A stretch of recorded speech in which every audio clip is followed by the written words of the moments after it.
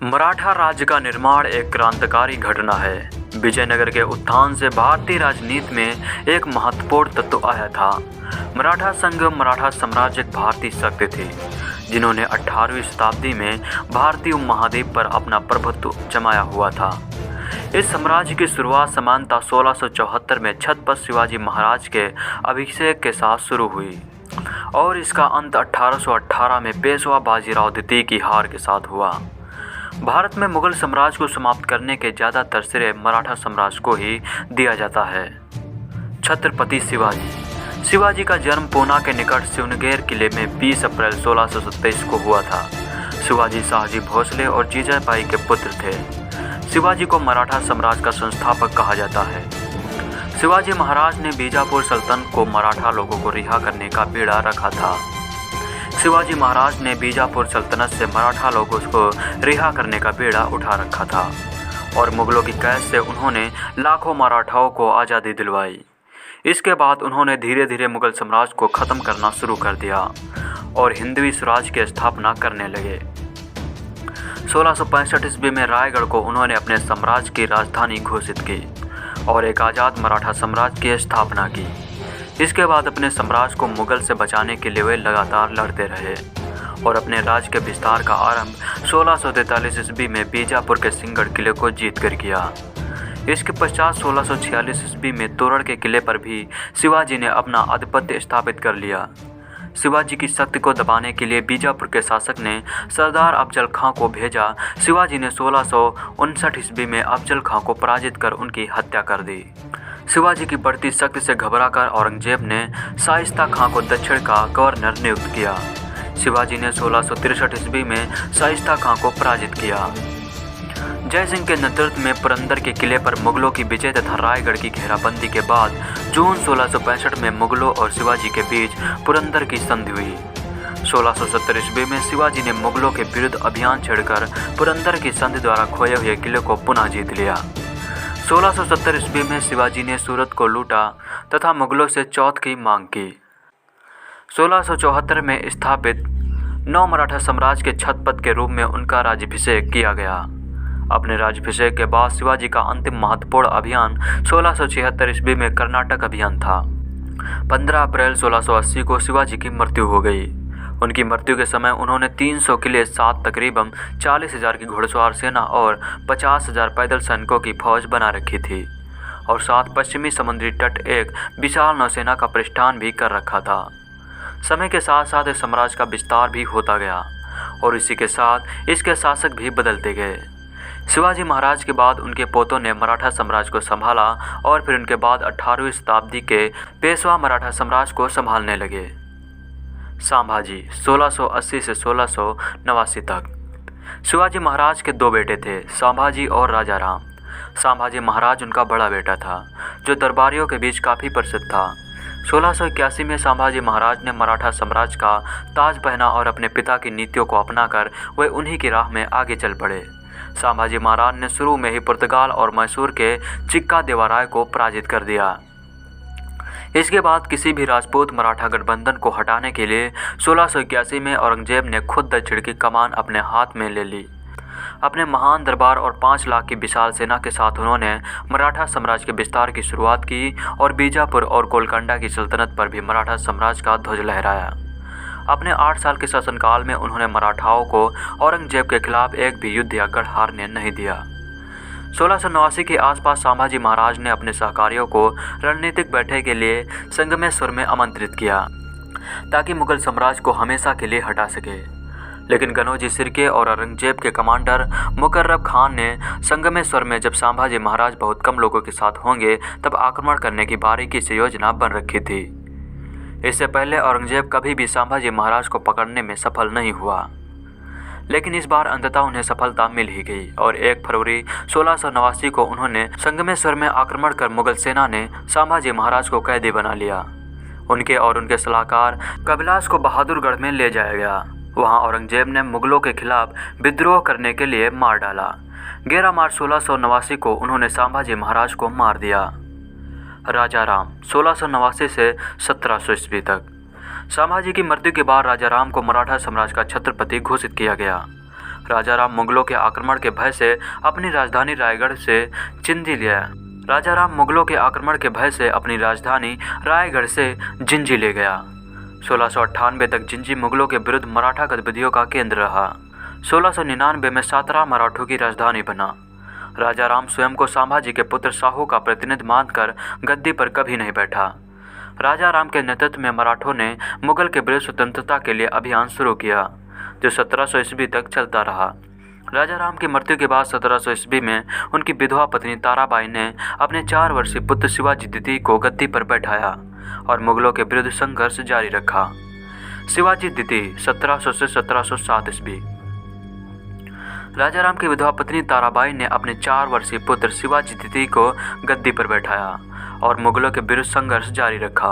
उन्होंने ही कुछ समय तक मुगलों के खिलाफ मराठा साम्राज्य की कमान संभाली और 1705 से उन्होंने नर्मदा नदी भी पार कर दी और मालवा में प्रवेश कर लिया ताकि मुगल साम्राज्य पर अपना प्रभुत्व जमा सके। छत्रपति साहू महाराज 1707 ईस्वी से।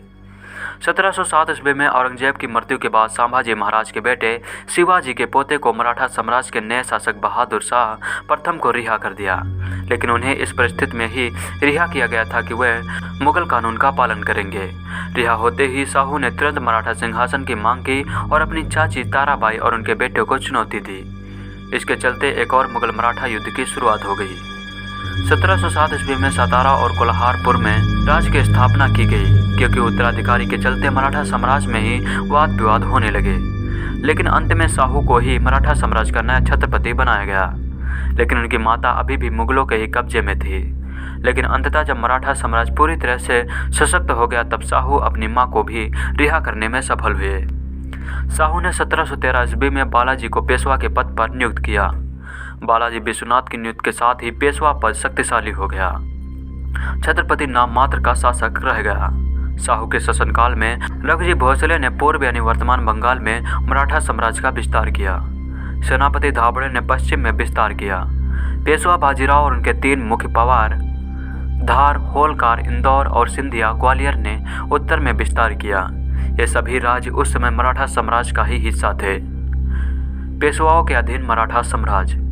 इस युग में पेशवा चिदंबर परिवार से संबंध रखते थे, जो मराठा सेनाओं का नियंत्रण करते थे और बाद में वही मराठा साम्राज्य के शासक बने। अपने शासनकाल में पेशवाओं ने भारतीय उपमहाद्वीप के ज्यादातर भागों पर अपना प्रभुत्व बनाए रखा। बालाजी विश्वनाथ 1713 से 1720 ईस्वी तक। बालाजी विश्वनाथ एक ब्राह्मण थे। बालाजी विश्वनाथ ने अपना राजनीतिक जीवन एक छोटे से राजस्व अधिकारी के रूप में शुरू किया था। 1713 में साहू ने पेशवा बालाजी विश्वनाथ की नियुक्ति की थी। उसी समय से पेशवा का कार्यकाल ही सुप्रीम बन गए और साहू जी महाराज मुख्य व्यक्ति बने। उनकी पहले सबसे बड़ी उपलब्धि 1714 में उन्होंने अंगे के साथ तनाव लानवल की संधि का समापन करना थी, जो कि पश्चिमी समुद्र तट के सबसे शक्तिशाली नौसेना मुखिया में से एक थे। बाद में मराठा में ही शामिल हो गए। 1719 में मराठाओं की सेना ने दिल्ली पर हल्ला बोला और डेक्कन के मुगल गवर्नर सईद हुसैन अली को मुगल साम्राज्य को परास्त किया। तभी उस समय पहली बार मुगल साम्राज्य को अपनी कमजोर ताकत का एहसास हुआ। बाजीराव प्रथम 1720 से 1740। बालाजी विश्वनाथ की 1720 में मृत्यु के बाद उनके पुत्र बाजीराव प्रथम को साहू ने पेशवा नियुक्त किया। बाजीराव प्रथम के पेशवा काल में मराठा साम्राज्य की शक्ति चरमोत्कर्ष पर पहुंच गई। 1724 में सूकर खेड़ा के युद्ध में मराठों की मदद से निजाम उल मुल्क ने दक्कन के मुगल सूबेदार मुबारिज खान को परास्त कर एक स्वतंत्र राज्य की स्थापना की। निजाम उल मुल्क ने अपनी स्थिति मजबूत करने के बाद मराठों के विरुद्ध कार्रवाई शुरू कर दी। बाजीराव प्रथम ने 1728 में पालखेड़ा के युद्ध में निजाम उल मुल्क को पराजित किया। 1728 में ही निजाम उल मुल्क बाजीराव प्रथम के बीच एक मुंशी सिंहगांव की संधि हुई, जिसमें निजाम ने मराठों को चौंध एवं सरदेशी देना स्वीकार किया। बाजीराव प्रथम ने शिवाजी की गुरिल्ला युद्ध प्रणाली को अपनाया। 1739 ईस्वी में बाजीराव प्रथम ने पुर्तगालियों से सालसीर तथा बेसिन छीन लिया। बालाजी बाजीराव प्रथम ने ग्वालियर के संध्या, गायकवाड़, इंदौर के होलकर और नागपुर के भोसले शासकों को सम्मिलित कर एक मराठा मंडल की स्थापना की। 1740 ईस्वी तक अपनी मृत्यु से पहले उन्होंने कुल 41 युद्ध में लड़ाई की और उनमें से वे एक भी युद्ध नहीं हारे। बालाजी बाजीराव 1740 से 1761। बाजीराव प्रथम की मृत्यु के बाद बालाजी बाजीराव नया पेशवा बना। नाना साहब के नाम से भी जाना जाता है। 1750 में रघुजी भोसले की मध्यस्थता से राजा राम द्वितीय के मध्य संगोला की संधि हुई। इस संधि के द्वारा पेशवा मराठा साम्राज्य का वास्तविक प्रधान बन गया, छत्रपन नाम मात्र का राजा रह गया। बालाजी बाजीराव पेशवा काल में पूना मराठा राजनीति का केंद्र हो गया। बालाजी बाजीराव के शासनकाल में 1761 ईस्वी पानीपत का तृतीय युद्ध हुआ। यह युद्ध मराठों अहमद शाह अब्दाली के बीच हुआ। प्रथम नादिर शाह की भांति अहमद शाह अब्दाली भी भारत को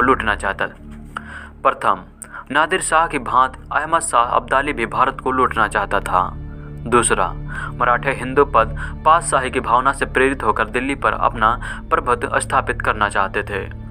पानीपत के युद्ध में बालाजी बाजीराव ने अपने नाबालिग बेटे विश्वनाथ राव के नेतृत्व में एक शक्तिशाली सेना भेजी, किंतु वास्तविक सेनापति विश्वनाथ राव का चेहरा भाई सदाशिवराव भाऊ था। इस युद्ध में मराठों की पराजय हुई और विश्वास राव और सदाशिवराव सहित 28,000 सैनिक मारे गए। माधवराव 1761 से 1772। पानीपत के तीसरे युद्ध में मराठों की पराजय के बाद माधवराव पेशवा बनाया गया। माधवराव की सबसे बड़ी सफलता मालवा और बुंदेलखंड की विजय थी। माधव ने 1763 में उदयीर के युद्ध में हैदराबाद के निजाम को पराजित किया। माधवराव और निजाम के बीच राक्षस भवन की संधि हुई। 1771 ईस्वी में मैसूर के हैदर अली को पराजित कर उसे नजराना देने के लिए बाध्य किया। माधवराव ने रोहेले राजपूतों और जाटों को अधीन लाकर उत्तर भारत पर मराठों का वारबच स्थापित किया। 1771 में माधवराव के शासनकाल में मराठों निर्वासित मुगल बादशाह शाह आलम को दिल्ली की गद्दी पर बैठाकर पेंशन भोगी बना दिया। नवंबर 1772 में माधवराव की क्षय रोग से मृत्यु हो गई। नारायण राव 1772 से 1774। माधवराव की अपनी कोई संतान नहीं थी, अतः माधवराव की मृत्यु के उपरांत उनके छोटे भाई नारायण राव पेशवा बना।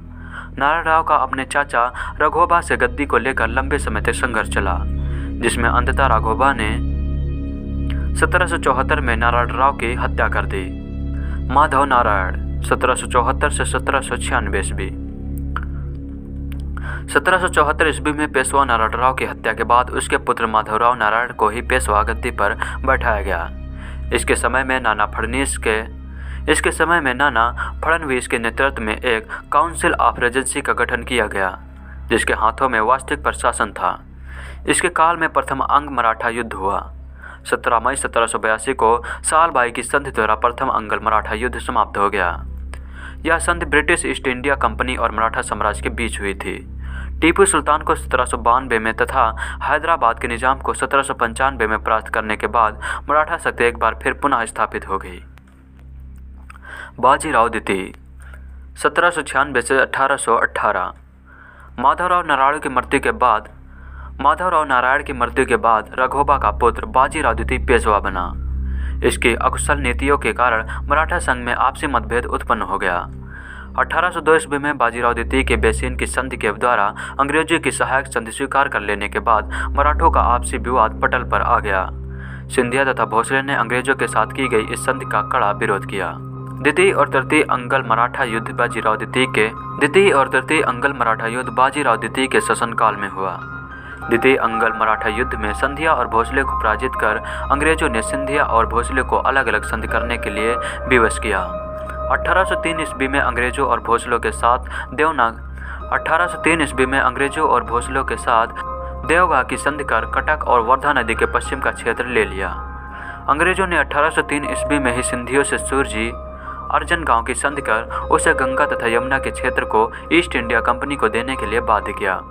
1804 ईस्वी में अंग्रेजों तथा होलकर के बीच तृतीय अंगल मराठा युद्ध हुआ, जिसमें पराजित होकर होलकर ने अंग्रेजों के साथ राजपुर पर घाट की संधि की। मराठा शक्ति का पतन 1817 से 1818 ईस्वी में हो गया, जब स्वयं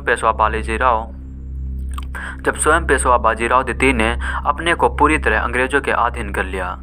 बाजीराव द्वितीय द्वारा पुनः प्रदेश को अंग्रेजी राज में विलय कर पेशवा पद को समाप्त कर दिया गया।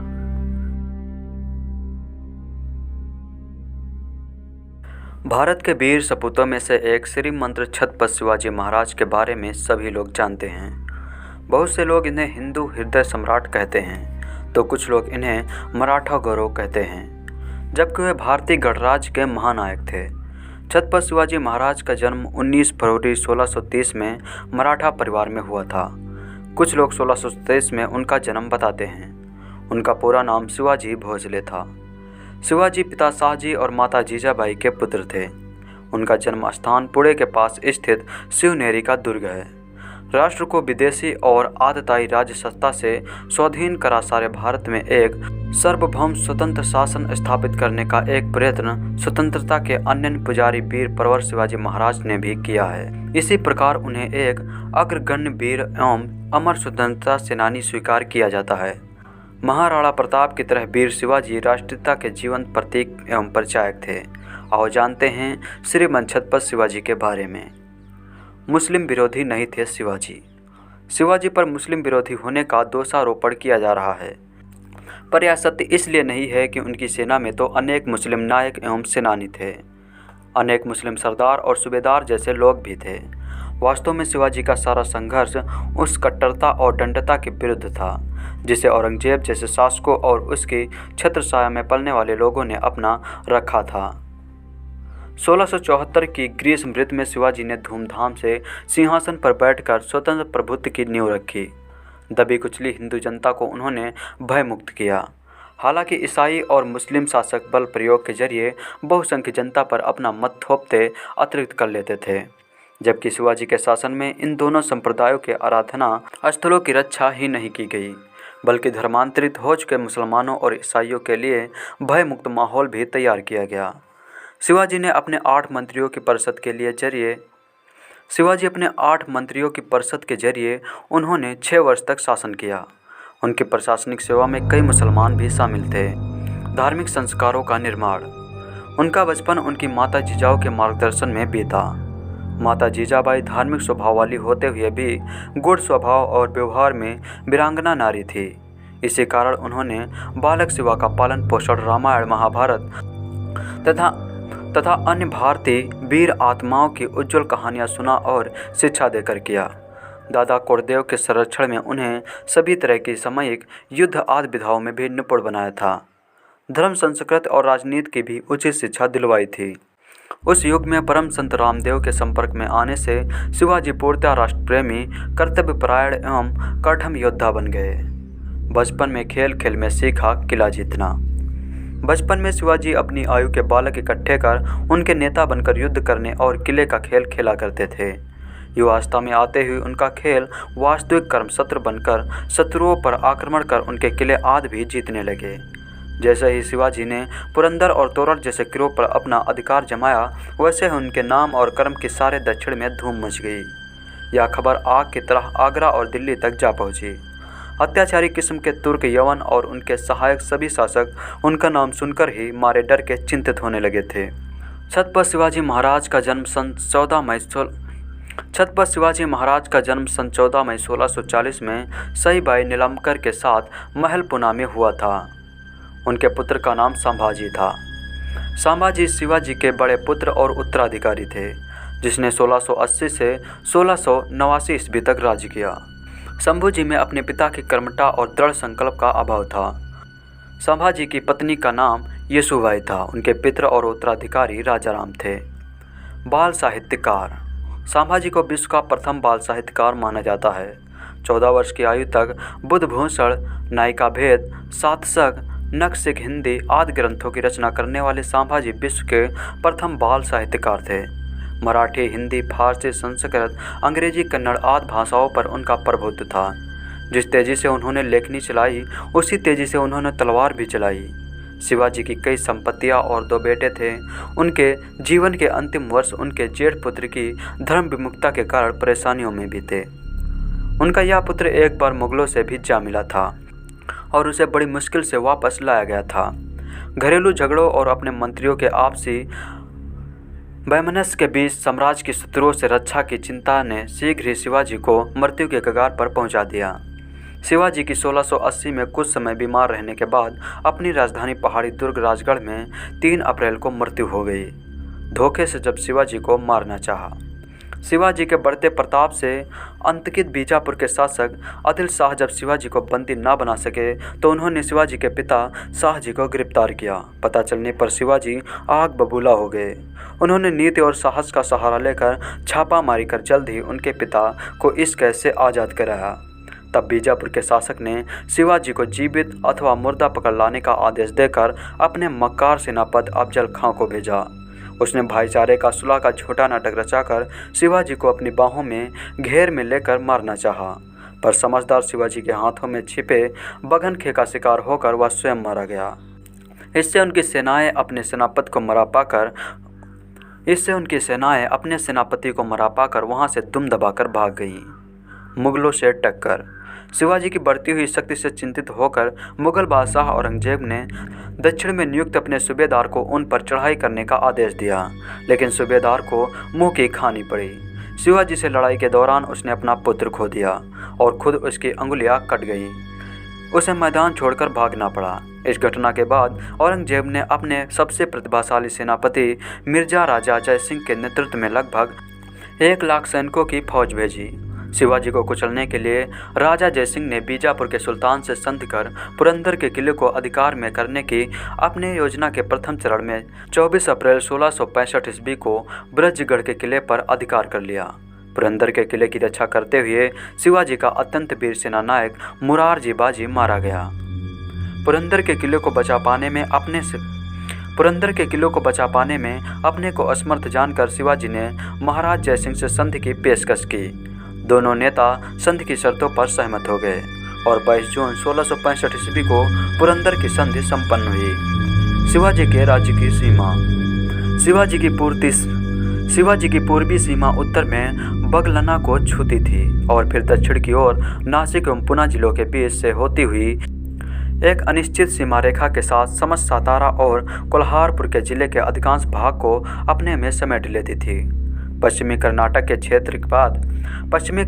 क्षेत्र बाद में सम्मिलित हुए। स्वराज का यह क्षेत्र 3 मुख्य भागों में विभाजित था। पुणे से लेकर सलहर तक का क्षेत्र कोंकण का क्षेत्र, जिसमें उत्तरी कोंकण भी सम्मिलित था, पेशवा मरोपांत पिंगले के नियंत्रण में था। उत्तरी कनारा तक दक्षिणी कोंकण का क्षेत्र अन्नाजी दत्तों के अधीन था। दक्षिण देश के जिले, जिनमें सातारा से लेकर धारवाड़ और कोभाल का क्षेत्र था, दक्षिणी पूर्वी क्षेत्र के अंतर्गत आते थे और दत्ताजी पंत के नियंत्रण में थे। इन 3 सूबों को पुनः परगनों और तालुकों में विभाजित किया गया। शिवाजी की सेना। शिवाजी ने अपनी एक अस्थायी सेना बनाई थी। शिवाजी की मृत्यु के समय उनकी सेना में 30 से 40 हजार नियमित और अस्थायी रूप से नियुक्त घुड़सवार, 1 लाख पदाति और 1660 हाथी थे। उनके तोपखानों के संबंध में ठीक जानकारी उपलब्ध नहीं है। घुड़सवार सेना में 2 श्रेणियों में विभाजित थी। बारगीर व घुड़सवार सैनिक थे, जिन्हें राज की ओर से घोड़े और शस्त्र दिए जाते थे। सलाहदार उन्हें व्यवस्था आप करनी पड़ती थी। घुड़सवार सेना की सबसे छोटी इकाई में 25 जवान थे, जिनके ऊपर एक हवलदार होता था। 5 हवलदारों का एक जुमला होता था, जिसके ऊपर एक जुमलादार होता था। 10 जुमलादारों की एक हजारी होती थी और 5 हजारियों के ऊपर एक पंज हजारी होता था। वह सरनोबत के अंतर्गत आता था। प्रत्येक 25 टुकड़ियों के लिए राज की ओर से एक नाविक और भेस्ती दिया जाता था। शिवाजी के दुर्ग। मराठा सैन्य व्यवस्था के विशिष्ट लक्षण थे किले। विवरणकारों के अनुसार शिवाजी के पास 250 किले थे, जिनकी मरम्मत पर वे बड़ी रकम खर्चा करते थे। शिवाजी ने कई दुर्गों पर अधिकार किया, जिनमें से एक था सिंहगढ़ दुर्ग, जिसे जीतने के लिए उन्होंने तानाजी को भेजा था। इस दुर्ग को जीतने के दौरान तानाजी ने वीरगति पाई थी। गढ़ आला पर सिंह गोला। गढ़ तो हमने जीत लिया, पर सिंह हमें छोड़कर चला गया। बीजापुर के सुल्तान की राजसीमाओं के अंतर्गत 1646 में चाकन सिंह और पुरंदर सरीखे दुर्ग भी शीघ्र उनके अधिकारों में आ गए। शिवाजी की आगरा यात्रा। अपनी सुरक्षा का पूर्ण आश्वासन प्राप्त कर छत्रपति शिवाजी आगरा के दरबार में औरंगजेब से मिलने के लिए तैयार हो गए। वह 9 मई 1666 को अपने पुत्र संभाजी एवं 4000 मराठा सैनिकों के साथ मुगल दरबार में उपस्थित हुए, परंतु औरंगजेब द्वारा उचित सम्मान न प्राप्त करने पर शिवाजी ने भरे हुए दरबार में औरंगजेब को विश्वासघाती कहा, जिसके परिणाम स्वरूप औरंगजेब ने शिवाजी एवं उनके पुत्र को जयपुर भवन में कैद कर दिया। वहाँ से शिवाजी 13 अगस्त 1666 ईस्वी में फलों की टोकरी में छिपकर फरार हो गए और 22 सितंबर 1666 ईस्वी को रायगढ़ पहुँचे। गुरिल्ला युद्ध के आविष्कारक कहते हैं कि छत्रपति शिवाजी ने ही भारत में पहली बार गुरिल्ला युद्ध का आरंभ किया था। उनकी इस युद्ध नीति से प्रेरित होकर वियतनामियों ने अमेरिका से जंगल जीत ली थी। इस युद्ध का उल्लेख उस काल में रचित शिव सूत्र में मिलता है। गुरिल्ला युद्ध एक प्रकार का छापामार युद्ध था। मोटे तौर पर छापामार युद्ध अर्धसैनिकों की टुकड़ियों अथवा अनियमित सैनिकों द्वारा शत्रु सेना के पीछे या पास में आक्रमण करके लड़े जाते थे। सामर्थ रामदास हिंदू पदपातशाही के संस्थापक शिवाजी के गुरु रामदास जी का नाम भारत के साधु संतों व विद्वत समाज में सुविख्यात था। उन्होंने दास बोध नामक एक ग्रंथ की रचना भी की थी जो मराठी भाषा में है। संपूर्ण भारत में कश्मीर से कन्याकुमारी तक उन्होंने 1100 मठ तथा अखाड़े स्थापित कर स्वराज्य स्थापना के लिए जनता को तैयार करने का प्रयत्न किया।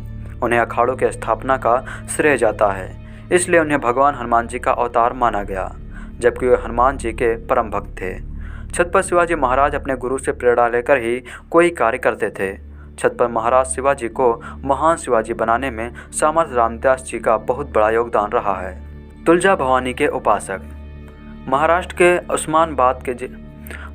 उस्मानाबाद जिले में स्थित है तुलजापुर, एक ऐसा स्थान जहाँ छत्रपति शिवाजी की कुल देवी माँ तुलजा भवानी स्थापित है, जो आज भी महाराष्ट्र व अन्य राज्यों के कई निवासियों की कुलदेवी के रूप में प्रचलित है। वीर श्रीमंत छत्रपति शिवाजी महाराज की कुलदेवी माँ तुलजा भवानी हैं। शिवाजी महान उन्हीं की उपासना करते थे। मान्यता है कि शिवाजी को खुद देवी माँ ने प्रकट होकर तलवार प्रदान की थी। अभी यह तलवार लंदन के संग्रहालय में रखी हुई है। लंबी बीमारी के चलते 1680 में वीर छत्रपति शिवाजी ने दम तोड़ दिया और उनके साम्राज्य को उनके बेटे संभाजी ने संभाल लिया। छत्रपति शिवाजी महाराज भारत के एक महान राजा एवं रणनीतिकार थे, जिन्होंने 1674 ईस्वी में पश्चिम भारत में मराठा साम्राज्य की नींव रखी। उन्होंने कई वर्ष औरंगजेब के मुगल साम्राज्य से संघर्ष किया। सन 1674 ईस्वी में रायगढ़ में उनका राज्याभिषेक हुआ और वह छत्रपति बने। छत्रपति शिवाजी महाराज ने अपनी अनुशासित सेना एवं सुसंगठित प्रशासनिक इकाइयों की सहायता से एक योग्य एवं प्रगतिशील प्रशासन प्रदान किया। उन्होंने समर विद्या में अनेक नवाचार किए तथा छापामार युद्ध की नई शैली विकसित की। उन्होंने प्राचीन हिंदू राजनीतिक प्रथाओं तथा दरबारी शिष्टाचारों को पुनर्जीवित किया और फारसी के स्थान पर मराठी एवं संस्कृत को राजकाज की भाषा बनाया। भारत के स्वतंत्रता संग्राम में बहुत से लोगों ने छत्रपति शिवाजी महाराज के जीवन रचित से प्रेरणा लेकर भारत की स्वतंत्रता के लिए अपना तन मन धन न्यौछावर कर दिया था। छत्रपति शिवाजी महाराज का जन्म 19 फरवरी 1630 ईस्वी में शिवनेरी दुर्ग में हुआ था। शाहजी भोसले कुंभी मराठा की पत्नी जीजाबाई की कोख से शिवाजी महाराज का जन्म हुआ था। शिवनेरी का दुर्ग पूना यानी पुणे से उत्तर की तरफ जुन्नर नगर के पास था। उनका बचपन उनकी माता जिजाऊ माँ साहब के मार्गदर्शन में बीता। वह सभी कलाओं में माहिर थे। उन्होंने बचपन में राजनीति एवं युद्ध की शिक्षा ली थी। शिवाजी के बड़े भाई का नाम संभाजी था, जो अधिकतर समय अपने पिताजी शाहजी भोसले के साथ ही रहा करते थे। शाहजी राजे की दूसरी पत्नी तुकाबाई मोहिते थी। उनसे एक पुत्र था जिसका नाम एकोजी राजे था। उनकी माता जी जीजाबाई जाधव कुल में उत्पन्न असाधारण प्रतिभाशाली महिला थी और उनके पिता एक शक्तिशाली सामंत थे। शिवाजी महाराज के चरित्र पर माता पिता का बहुत प्रभाव पड़ा। बचपन से ही वे उस युग के वातावरण और घटनाओं को भली प्रकार समझने लगे थे। शासक वर्ग की करतूतों पर वे झल्लाते थे और बेचैन हो जाते थे। उनके बाल हृदय में स्वाधीनता और लोभ प्रज्वलित हो गई थी। उन्होंने कुछ स्वामी भक्त साथियों का संगठन किया। अवस्था के साथ विदेशी शासन की बेड़ियां तोड़ फेंकने का उनका संकल्प प्रबलतर होता गया। शिवाजी राजे की 8 पत्नियां। उस समय की मांग के अनुसार तथा सभी मराठा सरदारों को एक छत्र के नीचे लाने के लिए महाराज को 8 विवाह करने पड़े। साईबाई निलंबकर, जिनके बच्चे थे संभाजी, सखुबाई, राड़ूबाई, अंबिकाबाई, सोहराबाई मोहिते, जिनके बच्चे थे दिव्य राजाराम, पुतलाबाई पालकर, गुणवंतबाई इंगले, सुगुड़ाबाई सिरके, काशीबाई जाधव, लक्ष्मीबाई बिचारे, सकवारबाई गायकवाड़, जिन्हें कमलाबाई भी कहा जाता है, आदि इनकी पत्नियां थीं। उस समय बीजापुर का राज्य आपसी संघर्ष तथा विदेशी आक्रमण काल के दौर से गुजर रहा था। ऐसे साम्राज्य के सुल्तान की सेवा करने के बदले उन्होंने मावलों को बीजापुर के खिलाफ संगठित करने लगे। मावल प्रदेश पश्चिम घाट से जुड़ा है और कोई 150 किलोमीटर लंबा और 30 किलोमीटर चौड़ा है। वे संघर्षपूर्ण जीवन व्यतीत करने के कारण कुशल योद्धा माने जाते हैं। इस प्रदेश में मराठा और सभी जात के लोग रहते हैं। शिवाजी महाराज इन सभी जात के लोगों को लेकर मावलो नाम देकर सभी को संगठित किया और उनसे संपर्क कर उनके प्रदेश से परिचित हो गए। मावल युवकों को लाकर उन्होंने दुर्ग निर्माण का कार्य आरंभ किया। मावलों का सहयोग शिवाजी महाराज के लिए बाद में उतना ही महत्वपूर्ण साबित हुआ जितना शेर शाह सूरी के लिए अफगानों का साथ। उस समय बीजापुर अपनी संघर्ष तथा मुगलों के आक्रमण से परेशान था। बीजापुर के सुल्तान आदिल शाह ने बहुत से दुर्गों से अपनी सेना हटाकर उन्हें स्थानीय शासकों या सामंतों के हाथ सौंप दिया। जब आदिल शाह बीमार पड़ गया तो बीजापुर में अराजकता फैल गई और शिवाजी महाराज ने अवसर का लाभ उठाकर बीजापुर में प्रवेश का निर्णय लिया। शिवाजी महाराज ने इसके बाद के दिनों में बीजापुर के दुर्गों पर अधिकार करने की नीति अपनाई। सबसे पहला दुर्ग था रोहितेश्वर का दुर्ग। किलों पर नियंत्रण। रोहितेश्वर का किला सबसे पहला किला था जिस पर शिवाजी महाराज ने सबसे पहले अधिकार जमाया था। उसके बाद तोरला का किला जो पुणे के दक्षिण पश्चिम में 30 किलोमीटर की दूरी पर था। शिवाजी ने सुल्तान आदिल शाह के पास अपना दूत भेजकर खबर भिजवाई कि वे पहले किलेदार की तुलना में बेहतर रकम देने को तैयार हैं और यह क्षेत्र उन्हें सौंप दिया जाए। उन्होंने आदिल शाह के दरबारियों को पहले ही रिश्वत देकर अपने पक्ष में कर लिया था और अपने दरबारियों के सलाह के मुताबिक आदिल शाह ने शिवाजी महाराज को उस दुर्ग का अधिपति बना दिया। उस दुर्ग में मिली संपत्ति से शिवाजी महाराज ने दुर्ग की सुरक्षात्मक कमियों की मरम्मत का काम करवाया। इससे कोई 10 किलोमीटर दूर राजगढ़ का किला था और शिवाजी महाराज ने इसी किले पर भी अधिकार कर लिया। शिवाजी महाराज की इस साम्राज्य विस्तार की नीति की भनक जब आदिल शाह को मिली तो वह क्षुब्ध हुआ। उसने शाहजी राजे को अपने पुत्र को नियंत्रण में रखने को कहा। शिवाजी महाराज ने अपने पिता की परवाह किए बिना अपने पिता के क्षेत्र का प्रबंध अपने हाथों में ले लिया और नियमित लगान बंद कर दिया। राजगढ़ के बाद उन्होंने चाकन के दुर्ग पर अधिकार कर लिया और उसके बाद कोंगड़ा के दुर्ग पर अधिकार किया। परेशान होकर सबसे काबिल मिर्जा राजा जय सिंह को भेजकर शिवाजी के 23 किलों पर कब्जा किया। उसने पुरंदर के किलों को नष्ट कर दिया। शिवाजी को इस संधि की शर्तों को मानते हुए अपने पुत्र संभाजी को मिर्जा राजा सिंह को सौंपना पड़ा। बाद में शिवाजी महाराज के मौला तानाजी मालसुरे ने कोंढाड़ा दुर्ग पर कब्जा कर लिया। उस पर युद्ध में वह वीरगति को प्राप्त हुआ। उसकी याद में कोंगड़ा पर अधिकार करने के बाद उनका नाम सिंहगढ़ रखा गया। शाहजी राजे को पुणे और सूपा की जागीरदारी दी गई थी और सूपा का दुर्ग उनके संबंधी बाजी मोहिते के हाथ में थी। शिवाजी महाराज ने रात के समय सूपा के दुर्ग पर आक्रमण करके दुर्ग पर अधिकार कर लिया और बाजी मोहिते को शाहजी राजे के पास कर्नाटक भेज दिया। उनकी सेना का कुछ भाग भी शिवाजी महाराज की सेवा में आ गया। इसी समय पुरंदर के किलेदार की मृत्यु हो गई और किले के उत्तराधिकार के लिए उसके तीनों बेटों में लड़ाई छिड़ गई। शिवाजी महाराज पुरंदर पहुंचे और कूटनीति का सहारा लेते हुए उन्होंने सभी भाइयों को बंदी बना लिया। इस तरह पुरंदर के किले पर भी उनका अधिकार स्थापित हो गया। 1647 ईस्वी तक वे चाकन से लेकर नीरा तक के भोगान के अभी अधिपति बन चुके थे। अपनी बड़ी सैनिक शक्ति के साथ शिवाजी महाराज ने मैदानी इलाकों में प्रवेश लेने की योजना बनाई। एक अश्वरोही सेना का गठन कर शिवाजी महाराज ने आबादी सोंदेर के नेतृत्व में कोंकड़ा के विरुद्ध एक सेना भेजी। आबाजी ने कोंकण से 9 अन्य दुर्गों पर अधिकार कर लिया। इसके अलावा ताला, मोसमाला और रायटी के दुर्ग पर भी शिवाजी महाराज के अधीन आ गए। लूट की सारी संपत्ति रायगढ़ में सुरक्षित रखी गई। कल्याण के गवर्नर को मुक्त कर शिवाजी महाराज ने कोलाबा की ओर रुख किया और यहाँ के प्रमुखों को विदेशियों के खिलाफ युद्ध करने के लिए उकसाया। शाहजी की बंदी और युद्ध विराम। बीजापुर का सुल्तान शिवाजी महाराज की हरकतों से पहले ही आक्रोश में था। उसने शिवाजी महाराज के पिता को बंदी बनाने का आदेश दिया। शाहजी राजे उस समय कर्नाटक में थे और एक विश्वासघाती सहायक बाजी घोरपड़े द्वारा बंदी बनाकर बीजापुर लाए गए। उन पर यह भी आरोप लगाया गया था कि उन्होंने कुतुब शाह की सेवा प्रदान करने की कोशिश की थी, जो गोलकुंडा का शासक था और इस कारण आदिल शाह का शत्रु बना।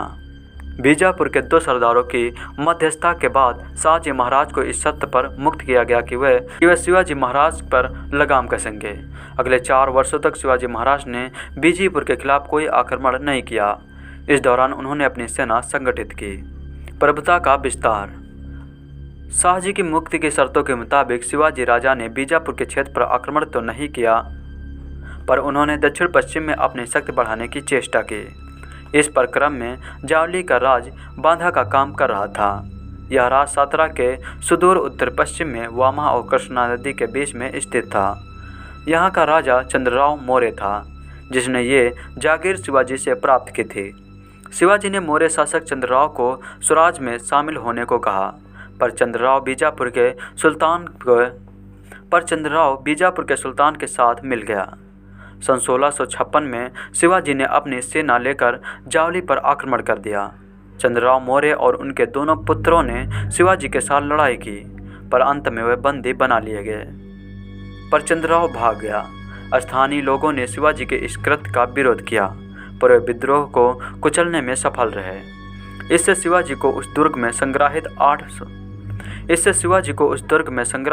8 वंशों की संपत्ति मिल गई। इसके अलावा कई मावल सैनिक मुरारबाजी देशपांडे भी शिवाजी की सेना में सम्मिलित हो गए। मुगलों से पहली मुठभेड़। शिवाजी के बीजापुर तथा मुगल दोनों शत्रु थे। उस समय शहजादा औरंगजेब दक्कन का सूबेदार था। इसी समय 1 नवंबर 1656 ईस्वी को बीजापुर के सुल्तान आदिल शाह की मृत्यु हो गई, जिसके बाद बीजापुर के अराजकता का माहौल पैदा हो गया। इस स्थिति का लाभ उठाकर औरंगजेब ने बीजापुर पर आक्रमण कर दिया और शिवाजी और औरंगजेब का साथ देने की बजाय उस पर धावा बोल दिया। उनकी सेना ने जुन्नर नगर पर आक्रमण कर ढेर सारी संपत्ति के साथ 200 घोड़े लूट लिए। अहमदनगर से 700 घोड़े, 4 हाथी के अलावा उन्होंने गुंडा तथा रेसिन के दुर्ग पर भी लूटपाट मचाई। इसके परिणामस्वरूप औरंगजेब शिवाजी से खफा हो गया और मैत्री वार्ता समाप्त हो गई। शाहजहां के आदेश पर औरंगजेब ने बीजापुर के साथ संधि कर ली और इसी समय शाहजहां बीमार पड़ गया। उसके व्याधिग्रस्त होते ही औरंगजेब उत्तर भारत चला गया और वहां शाहजहां को कैद करने के बाद मुगल साम्राज्य का शाह बन गया। कोंकण पर अधिकार। दक्षिण भारत में औरंगजेब की अनुपस्थित और बीजापुर की डवाडोल राजनीतिक स्थिति को जानकर शिवाजी ने समरजी को जंजीरा पर आक्रमण करने को कहा, पर जंजीरा की सिद्धियों के साथ उनकी लड़ाई कई दिनों तक चली। इसके बाद शिवाजी ने खुद जंजीरा पर आक्रमण किया और दक्षिण कोंकण पर अधिकार कर लिया और दमन के पुर्तगालियों से वार्षिक कर एकत्र किया। कल्याण तथा भिवंडी पर अधिकार करने के बाद वहां सैनिक अड्डा बना लिया। इस समय तक शिवाजी 40 दुर्गों के मालिक बन चुके थे। बीजापुर से संघर्ष। इधर औरंगजेब के आगरा लौट जाने के बाद बीजापुर के सुल्तान ने भी राहत की सांस ली। अब शिवाजी ही बीजापुर के सबसे प्रबल शत्रु रह गए थे। शिवाजी को पहले ही अपने पुत्र को नियंत्रण में रखने को कहा गया था। शाहजी को पहले ही अपने पुत्र को नियंत्रण में रहने के लिए कहा गया था, पर शाहजी ने इसमें अपनी असमर्थता जाहिर की। शिवाजी से निपटने के लिए बीजापुर के सुल्तान ने अब्दुल्लाह भटारी को शिवाजी के विरुद्ध भेजा। अफजल ने 1,20,000 सैनिकों के साथ 1659 में कूच दिया। तुलजापुर के मंदिरों को नष्ट करता हुआ वह सतारा से 30 किलोमीटर उत्तरवाही सिवरल के नज़दीक आ गया, पर शिवाजी प्रतापगढ़ के दुर्ग पर ही रहे। अफजल खान ने अपने दूत कृष्णजी भास्कर को संधिवार्ता के लिए भेजा। उसने उसके मार्फत ये संदेश भिजवाया कि अगर शिवाजी बीजापुर की अधीनता स्वीकार कर ले तो सुल्तान उसे उन सभी क्षेत्रों का अधिकार दे देंगे जो शिवाजी के नियंत्रण में है। साथ ही शिवाजी को बीजापुर के दरबार में एक सम्मानित पद प्राप्त होगा।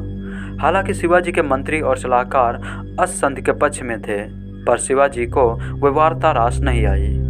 उन्होंने कृष्णजी भास्कर को उचित सम्मान देकर अपने दरबार में रख लिया और अपने दूत गोपीनाथ को वस्थित का पायजा लेने अफजल के पास भेजा।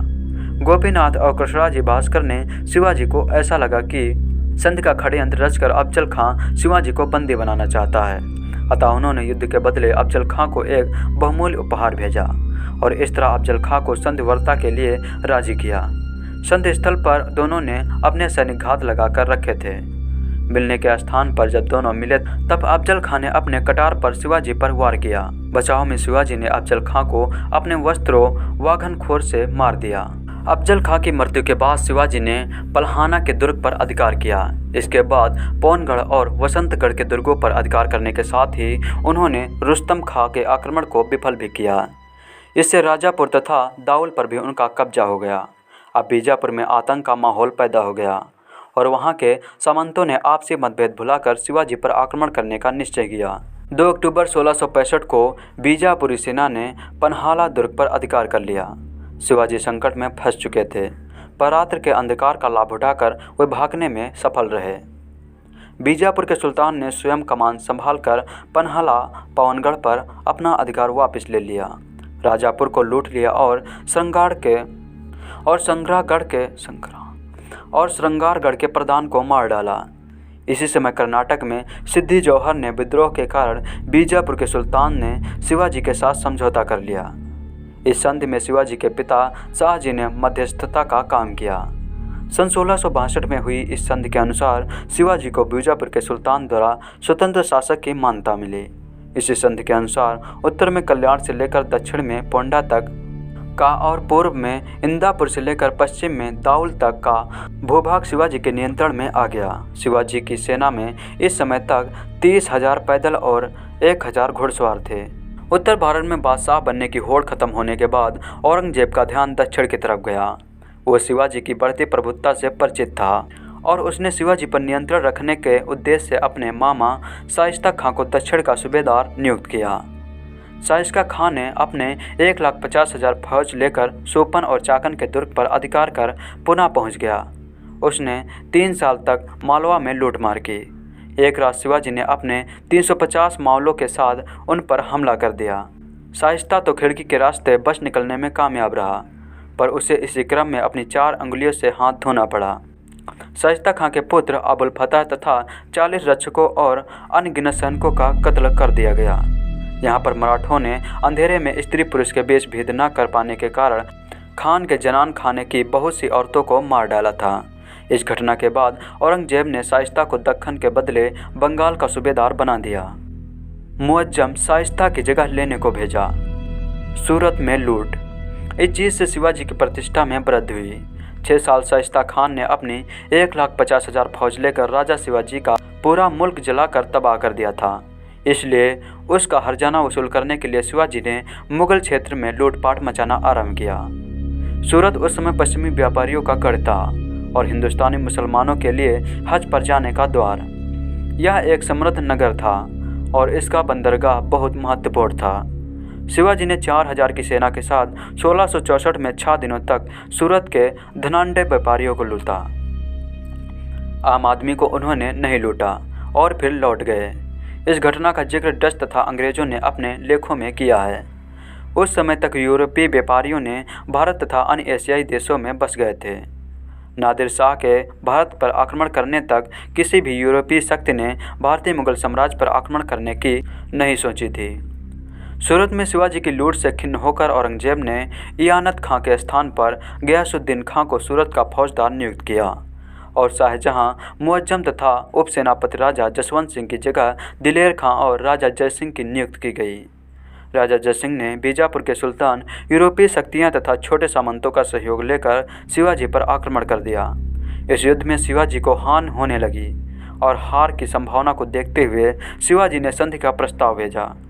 जून 1665 में हुई इस संधि के मुताबिक शिवाजी 23 दुर्ग मुगलों को दे देंगे और इस तरह उनके पास केवल 12 दुर्ग बच जाएंगे। इन 23 दुर्गों से होने वाली आमदनी 4 लाख होड़ सालाना थी। बालघाट और कोंकण के क्षेत्र शिवाजी को मिलेंगे, पर उन्हें इसके बदले में 13 किस्तों में 40 लाख होड़ अदा करने होंगे। इसके अलावा प्रतिवर्ष 5 लाख होड़ का राजस्व भी वे देंगे। शिवाजी स्वयं औरंगजेब के दरबार में होने से मुक्त रहेंगे, पर उनके पुत्र संभाजी को मुगल दरबार में खिदमत करनी होगी। बीजापुर के खिलाफत शिवाजी मुगलों का साथ देंगे। आगरा में आमंत्रण और पलायन। शिवाजी को आगरा बुलाया गया, जहां उन्हें लगा कि उन्हें उचित सम्मान नहीं मिल रहा है। इसके विरोध में उन्होंने अपना रोष भरे दरबार में दिखाया और औरंगजेब पर विश्वासघात का आरोप लगाया। औरंगजेब इसे क्षुब्ध हुआ और उसने शिवाजी को नज़रबंद कर लिया और उन पर 5000 सैनिकों के पहरे लगा दिए। कुछ ही दिनों बाद राजा शिवाजी को मार डालने का इरादा औरंगजेब का था, लेकिन अपने अदम साहस की और युक्त के साथ शिवाजी और संभाजी दोनों इससे भागने में सफल रहे। संभाजी को मथुरा में एक विश्वासी ब्राह्मण के यहाँ छोड़ शिवाजी महाराज बनारस गए। पूरी होते हुए सक्सल राजगढ़ पहुँच गए। इसमें मराठों को नवजीवन सा मिल गया। औरंगजेब ने जयसिंह पर शक करके उसकी हत्या विष देकर करवा डाली। जसवंत सिंह के द्वारा पहल करने के बाद सन 1668 में शिवाजी ने मुगलों के साथ दूसरी बार संधि की।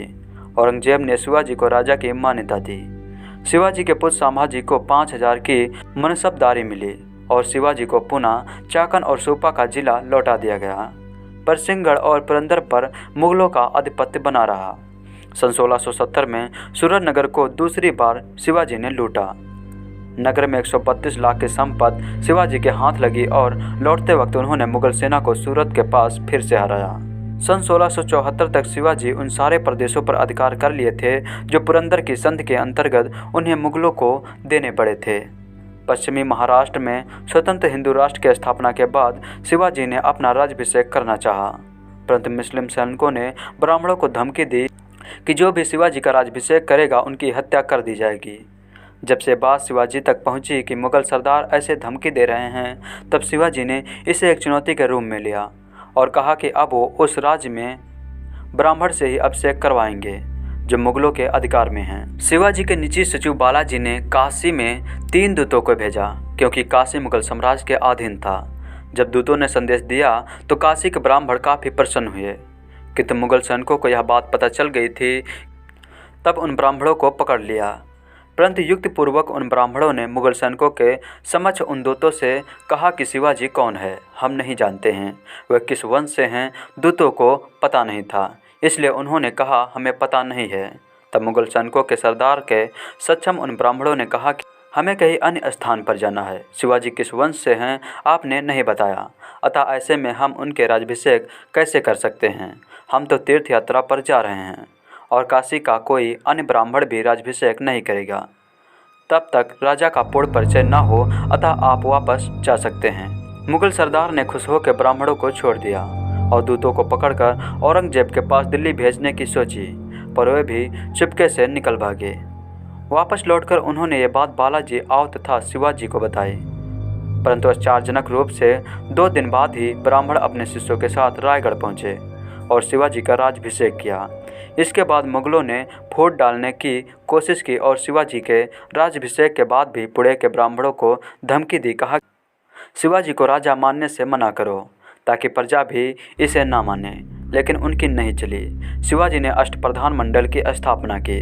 विभिन्न राज्यों के दूतों प्रतिनिधियों के अलावा विदेशी व्यापारियों को भी इस समारोह में आमंत्रित किया गया, पर उनके राज्याभिषेक के 12 दिन बाद ही उनकी माता का देहांत हो गया था।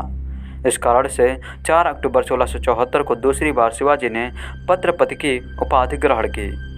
2 बार हुए इस समारोह में लगभग 50 लाख रुपए खर्च हुए। इस समारोह में हिंदवी स्वराज की स्थापना का उद्घोष किया गया था। विजयनगर के पतन के बाद दक्षिण में यह पहला हिंदू साम्राज्य था। एक स्वतंत्र शासक की तरह उन्होंने अपने नाम का सिक्का चलवाया। इसके बाद बीजापुर के सुल्तान ने कोंकण विजय के लिए अपने 2 सेनाधीशों को शिवाजी के विरुद्ध भेजा, पर वे असफल रहे। दक्षिण में विजय। सन 1677 से 78 में शिवाजी का ध्यान कर्नाटक की ओर गया। बम्बई के दक्षिण में कोंकण, तुंगभद्रा नदी के पश्चिम में बेलगांव तथा धारवाड़ का क्षेत्र मैसूर, बेलेरी, तिरचूर तथा जिंजी पर अधिकार करने के बाद 3 अप्रैल 1680 को शिवाजी का देहांत हो गया। मृत्यु और उत्तराधिकार। विष दिलाने के बाद शिवाजी महाराज की मृत्यु 3 अप्रैल 1680 में हुई। उस समय शिवाजी के उत्तराधिकार संभाजी को मिला। शिवाजी के ज्येष्ठ पुत्र संभाजी थे और दूसरी पत्नी से राजा राम नाम का एक दूसरा पुत्र था। उस समय राजा राम की उम्र मात्र 10 वर्ष की थी, अतः मराठों ने संभाजी को राजा मान लिया। उस समय औरंगजेब राजा शिवाजी का देहांत देखकर अपनी पूरे भारत पर राज करने की अभिलाषा से अपनी 5 लाख सेना सागर लेकर दक्षिण भारत जीतने निकला। औरंगजेब ने दक्षिण में आते ही आदिल शाही 2 दिनों में और कुतुब शाही 1 ही दिनों में ख़त्म कर दी, पर राजा संभाजी के नेतृत्व में मराठाओं ने 9 साल युद्ध करते हुए अपनी स्वतंत्रता बरकरार रखी। औरंगजेब के पुत्र शहजादा अकबर ने औरंगजेब के खिलाफ विद्रोह कर दिया। संभाजी ने उसको अपने यहाँ शरण दी। औरंगजेब ने अब फिर जोरदार तरीके से संभाजी के खिलाफ आक्रमण करना शुरू किया। उनके अंततः 1689 में संभाजी के बीबी के सगे भाई यानी गड़ोजी सिरके की मुखबरी से संभाजी को मुकराव खां द्वारा बंदी बना दिया गया। औरंगजेब ने राजा संभाजी से बदसलूकी की और बुरा हाल करके मार दिया। अपनी राजा की औरंगजेब द्वारा की गई बदसलूकी और नरसंतता द्वारा मरा हुआ देखकर पूरा मराठा स्वराज क्रोधित हुआ। उनके अपनी पूरी ताकत से राजा राम के नेतृत्व में मुगलों से संघर्ष जारी रखा। 1700 ईस्वी में राजा राम की मृत्यु हो गई। उसके बाद राजा राम की पत्नी ताराबाई 4 वर्षीय पुत्र शिवाजी द्वितीय की संरक्षिका बनकर राज करती रही। आखिरकार 25 साल मराठा स्वराज के युद्ध लड़के थके हुए औरंगजेब की उसी छत पर शिवाजी के स्वराज में दफन हुए। शासन और व्यक्तित्व। शिवाजी को एक कुशल और प्रबुद्ध सम्राट के रूप में जाना जाता है। यद्यपि उनको बचपन में पारंपरिक शिक्षा कुछ खास नहीं मिली थी, पर वे भारतीय इतिहास और राजनीति से सुपरिचित थे। उन्होंने शुक्राचार्य तथा कौटिल्य को आदर्श मानकर कूटनीति का सहारा लेना कई बार उचित समझा था। अपने समकालीन मुगलों की तरह वह भी निरंकुश शासक थे, अर्थात शासन की समूची बागडोर राजा के हाथ में ही थी। पर उनके शासकीय कार्यों में मदद के लिए 8 मंत्रियों की एक परिषद थी, जिन्हें अष्टप्रधान कहा जाता था। इसमें मंत्रियों के प्रधान को पेशवा कहते थे, जो राजा के बाद सबसे प्रमुख हस्ती था। अमात्य वित्त और राजस्व के कार्यों को देखता था, तो मंत्री राजा की व्यक्तित्व दैनंदिनी का ख्याल रखता था। सचिव दफ्तरी काम करते थे, जिसमें शाही मोहर लगाना और संधि पत्रों का आलेख करना शामिल था। सुमंत विदेशी मंत्र था। सेना के प्रधान को सेनापति कहते थे। दान और धार्मिक मामलों के प्रमुख को पंडित राव कहते थे। न्यायाधीश न्यायिक मामलों का प्रधान था। मराठा साम्राज्य के 3 या 4 विभागों में विभक्त था। प्रत्येक प्रांत में एक सूबेदार था, जिसे प्रांत पद कहा जाता था। हर एक सूबेदार के पास भी एक अष्टप्रधान समिति होती थी। कुछ प्रांत केवल करदाता थे और प्रशासन के मामले में स्वतंत्र। न्याय व्यवस्था प्राचीन पद्धति पर आधारित थी। शुक्राचार्य, कौटिल्य और हिंदू धर्मशास्त्रों को आधार मानकर निर्णय दिया जाता था। गांव के पटेल फौजदारी मुकदमों की जांच करते थे। राज्य की आय का साधन भूमि से प्राप्त होने वाला कर था। पर चौथ और सरदेशमुखी से भी राजस्व वसूला जाता था। चौथ पड़ोसी राज्यों की सुरक्षा की गारंटी के लिए वसूले जाने वाला कर था। शिवाजी अपने को मराठों का सरदेशमुख कहते थे और इसी हैसियत से सरदेशमुखी कर वसूला जाता था। राज्याभिषेक के बाद उन्होंने अपने एक मंत्री रामचंद्र आमद को शासकीय उपयोग में आने वाले फारसी शब्दों के लिए उपयुक्त संस्कृत शब्द निर्मित करने का कार्य सौंपा। संस्कृत आमात्य ने धुंधराज नामक विद्वान की सहायता से राजव्यवहारक कोश नामक ग्रंथ निर्मित किया। इस कोश में 1380 फारसी के प्रशासनिक शब्दों के तुल्य संस्कृत शब्द थे। राजमुद्रा। शिवाजी की राजमुद्रा संस्कृत में लिखी हुई एक अष्टकोणीय मुहर थी, जिसका उपयोग वे अपने पत्रों एवं सैन्य सामग्री पर करते थे। उनके हजारों पत्र प्राप्त हैं, जिन पर राजमुद्रा लगी हुई है। माना जाता है कि शिवाजी के पास शाहजी राजे भोसले ने यह मुद्रा उन्हें तब प्रदान की थी जब शाहजी ने जीजाबाई और तरुण शिवाजी को पुणे की जागीर संभालने के लिए भेजा था। जिस सबसे पुराने पत्र पर यह राजमुद्रा लगी है वह सन 1639 का है। शिवाजी एक धर्मप्राण हिंदू शासक थे तथा वह धार्मिक सहिष्णु भी थे। उनके साम्राज्य में मुसलमानों को धार्मिक स्वतंत्रता थी। कई मस्जिदों के निर्माण के लिए शिवाजी ने अनुदान दिया। हिंदू पंडितों की तरह मुसलमान संतों और फकीरों को भी सम्मान प्राप्त था। उनकी सेना में मुसलमान सैनिक भी थे। शिवाजी हिंदू संस्कृति को बढ़ावा देते थे। पारंपरिक हिंदू मूल्यों तथा शिक्षा पर बल दिया जाता था। अपने अभियानों का आरंभ हुए प्रायः दशहरा के अवसर पर करते थे। चरित्र। शिवाजी महाराज को अपने पिता से स्वराज की शिक्षा ही मिली। जब बीजापुर के सुल्तान ने शाहजी राजे को बंदी बना लिया तो एक आदर्श पुत्र की तरह उन्होंने बीजापुर के शाह से संधि कर शाहजी राजे को छुड़वा लिया। इससे उनके चित्र में एक उदार अवयव नजर आता है। उसके बाद उन्होंने पिता की हत्या नहीं करवाई, जैसा कि अन्य सम्राट किया करते थे। शाहजी राजे के मरने के बाद ही उन्होंने अपना राज्याभिषेक करवाया। हालांकि वो उस समय तक अपने पिता से स्वतंत्र होकर एक बड़े साम्राज्य के अधिपति हो गए थे। उनके नेतृत्व को सब लोग स्वीकार करते थे। यही कारण है कि उनके शासनकाल में कोई आंतरिक विद्रोही जैसी प्रमुख घटना नहीं हुई थी। वह एक अच्छे सेनानायक के साथ साथ एक अच्छे कूटनीतिज्ञ भी थे। कई जगहों पर उन्होंने सीधे युद्ध लड़ने के बजाय कूटनीति से काम लिया था, लेकिन यही उनकी कूटनीति थी जो हर बार बड़े से बड़े शत्रु को मात देने में उनका साथ देती थी। शिवाजी महाराज की गमनी कावा नामक कूटनीति, जिसमें शत्रु पर अचानक आक्रमण करके उसे हराया जाता है, विलोभनीयता से और आदर सहित याद किया जाता है। प्रमुख तिथियां और घटनाएं। 1594 शिवाजी महाराज के पिता शाहजी भोसले का जन्म हुआ था। 1596 में माँ जीजाबाई का जन्म हुआ था। 1630 में शिवाजी महाराज का जन्म हुआ था। 1630 से 1631 तक महाराष्ट्र में अकाल पड़ा था। 14 मई 1640 को शिवाजी महाराज और साईबाई का विवाह हुआ था। 1646 को शिवाजी महाराज ने पुणे के पास तोरण दुर्ग पर अधिकार कर लिया था। 1656 को शिवाजी महाराज ने चंद्रराव मौर्य से जावली जीता। 10 नवंबर 1659 को शिवाजी महाराज ने अफजल खान का वध किया। 5 सितंबर 1659 को संभाजी का जन्म हुआ। 1659 को शिवाजी महाराज ने बीजापुर अधिकार कर लिया। 6 से 10 जनवरी 1664 में शिवाजी महाराज ने सूरत पर धावा बोला और बहुत सारी धन प्राप्त की थी। 1665 में शिवाजी महाराज ने औरंगजेब के साथ पुरंदर शांति संधि पर हस्ताक्षर किया। 1666 में शिवाजी महाराज आगरा कारावास से भाग निकले थे। 1667 में औरंगजेब राजा शिवाजी महाराज के शीर्षक अनुदान, उन्होंने कहा कि कर लगाने का अधिकार प्राप्त है। 1668 में शिवाजी महाराज और औरंगजेब के बीच शांति संधि हुई। 1670 में शिवाजी महाराज ने दूसरी बार सूरत पर धावा बोला था। 1674 में शिवाजी महाराज ने रायगढ़ में छत्रपति की पदवी मिली और राज्याभिषेक करवाया। 18 जून को जीजाबाई की मृत्यु हुई। 1680 में शिवाजी महाराज की मृत्यु हुई। तानाजी मालुसरे सिंह नाम से भी जाने जाते थे। 1670 में सिंहगढ़ की लड़ाई में उन्होंने मुख्य भूमिका निभाई थी। वैसे तो भारत के इतिहास में काफ़ी लड़ाइयाँ हुई हैं, जो कई योद्धाओं ने वीरता से लड़ी और जीती भी। ऐसे में कई योद्धाओं ने अपनी जान भी गंवाई है। इन्हीं योद्धाओं में से एक हैं तानाजी मालुसरे। आखिर कौन थे तानाजी मालुसरे? तानाजी मालुसरे बहादुर और प्रसिद्ध मराठा योद्धाओं में से एक थे और ऐसा नाम है जो वीरता का पर्याय है। वह महान शिवाजी के दोस्त थे। उनको 1670 में सिंहगढ़ की लड़ाई के लिए सबसे ज़्यादा याद किया जाता है, जहां उन्होंने मुगल किला रक्षक उदयभान राठौड़ के खिलाफ अपनी आखिरी सांस तक लड़ाई लड़ी थी, जिसने मराठाओं के जीत का मार्ग को प्रशस्त किया था। उनकी वीरता और बल के कारण शिवाजी उन्हें सिंह कहा करते थे। तानाजी मालुसरे का जन्म 1600 ईस्वी में गुडोली जवाली तालुका सतारा जिला महाराष्ट्र में हुआ था, जिनके पिता का नाम सरदार कोलाजी और माता का नाम पार्वतीबाई था।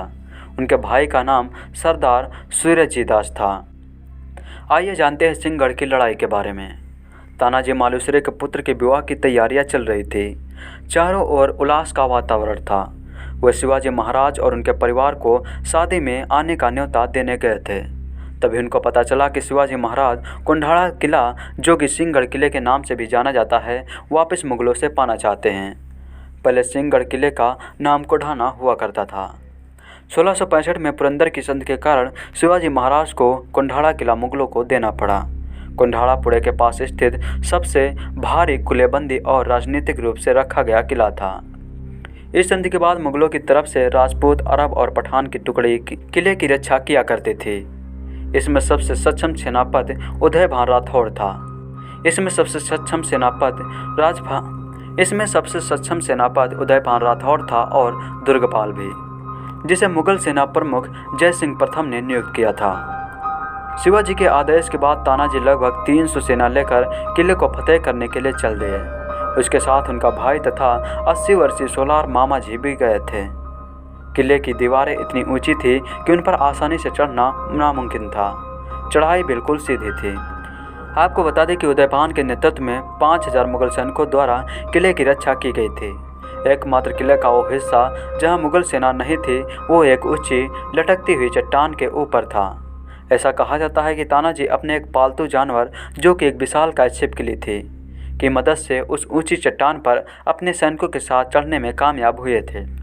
और मुगल सैनिकों पर हमला किया। इस हमले के बारे में उदयभान और मुगल सैनिक बेखबर थे। लड़ाई में तानाजी उदयभान द्वारा मारे गए और वीरगति को प्राप्त हुए, परंतु उनके सोलार मामा ने तानाजी के बाद लड़ाई की कमान संभाली और उदयभान का वध किया। अंत में मराठाओं द्वारा किले पर कब्जा कर ही लिया गया। आखिरकार मराठाओं को तानाजी के शौर्य और सूझबूझ के कारण विजय प्राप्त हुई और सूर्योदय होते होते कोंढाड़ा किले पर भगवा ध्वज फहरा दिया गया था। जीत के बावजूद शिवाजी अपने सबसे सक्षम कमांडर और दोस्त को खोने से काफ़ी परेशान हुए और उनके मुख से निकल पड़ा गढ़ आला पड़ सिंह गेला अर्थात गढ़ तो हाथ में आ गया, परंतु मेरा शेर यानी तानाजी चला गया। उन्होंने तानाजी के सम्मान में कोंढाड़ा किले का नाम सिंहगढ़ किले के रूप में बदल दिया, क्योंकि वे तानाजी को सिंह कहा करते थे। तानाजी मालुसरे ऐसे योद्धा हुए जिन्होंने अपने पुत्र के विवाह और अपने परिवार की भी परवाह न करते हुए शिवाजी महाराज की आज्ञा मानी और सिंहगढ़ किले की लड़ाई लड़ी और जीत भी हासिल करवाई। ऐसे महान योद्धा की वीरता को महाराष्ट्र और संपूर्ण भारत में याद किया जाता है। तानाजी मालुसरे मराठा साम्राज्य के मराठा सेना में कोली सूबेदार थे। वे छत्रपति शिवाजी महाराज के साथ मराठा साम्राज्य हिंदवी राज्यों से स्थापना के लिए सूबेदार की भूमिका निभाते थे। तानाजी छत्रपति शिवाजी महाराज के बचपन के मित्र थे। वे बचपन में एक साथ खेले थे। वे 1670 ईस्वी में सिंहगढ़ की लड़ाई में अपनी महत्वपूर्ण भूमिका के लिए प्रसिद्ध हैं। उन दिन सूबेदार तानाजी मालुसरे के पुत्र रायबा के विवाह की तैयारी हो रही थी। तानाजी मालुसरे जी छत्रपति शिवाजी महाराज जी को आमंत्रित करने पहुंचे, तब उन्हें ज्ञात हुआ कि कोंढाड़ा पर छत्रपति शिवाजी महाराज चढ़ाई करने वाले हैं। तब तानाजी मालुसरे जी ने कहा, राज्य में कोंढाड़ा पर आक्रमण करूंगा। अपने पुत्र रायबा के विवाह जैसे महत्वपूर्ण कार्य को महत्व न देते हुए उन्होंने शिवाजी महाराज की इच्छा का मान रखते हुए कोंढाड़ा किला जीतना ज़्यादा जरूरी समझा। छत्रपति शिवाजी महाराज जी की सेना में कई सरदार थे, परंतु छत्रपति शिवाजी महाराज जी ने वीर तानाजी मालुसरे जी को कोंढाड़ा आक्रमण के लिए चुना था और कोंढाड़ा राजस्व में शामिल हो गया, लेकिन तानाजी मारे गए थे। इतिहास। तानाजी राव का जन्म 17वीं शताब्दी में महाराष्ट्र के कोंकण प्रांत में महाड़ के पास उमरथे में हुआ था। वे बचपन से छत्रपति शिवाजी के साथी थे। ताना और शिवा एक दूसरे को बहुत अच्छी तरह से जानते थे। तानाजी राव शिवाजी के साथ हर लड़ाई में शामिल होते थे। ऐसे ही एक बार शिवाजी महाराज की माताजी लाल महल से कोंढाड़ा किले की ओर देख रही थी।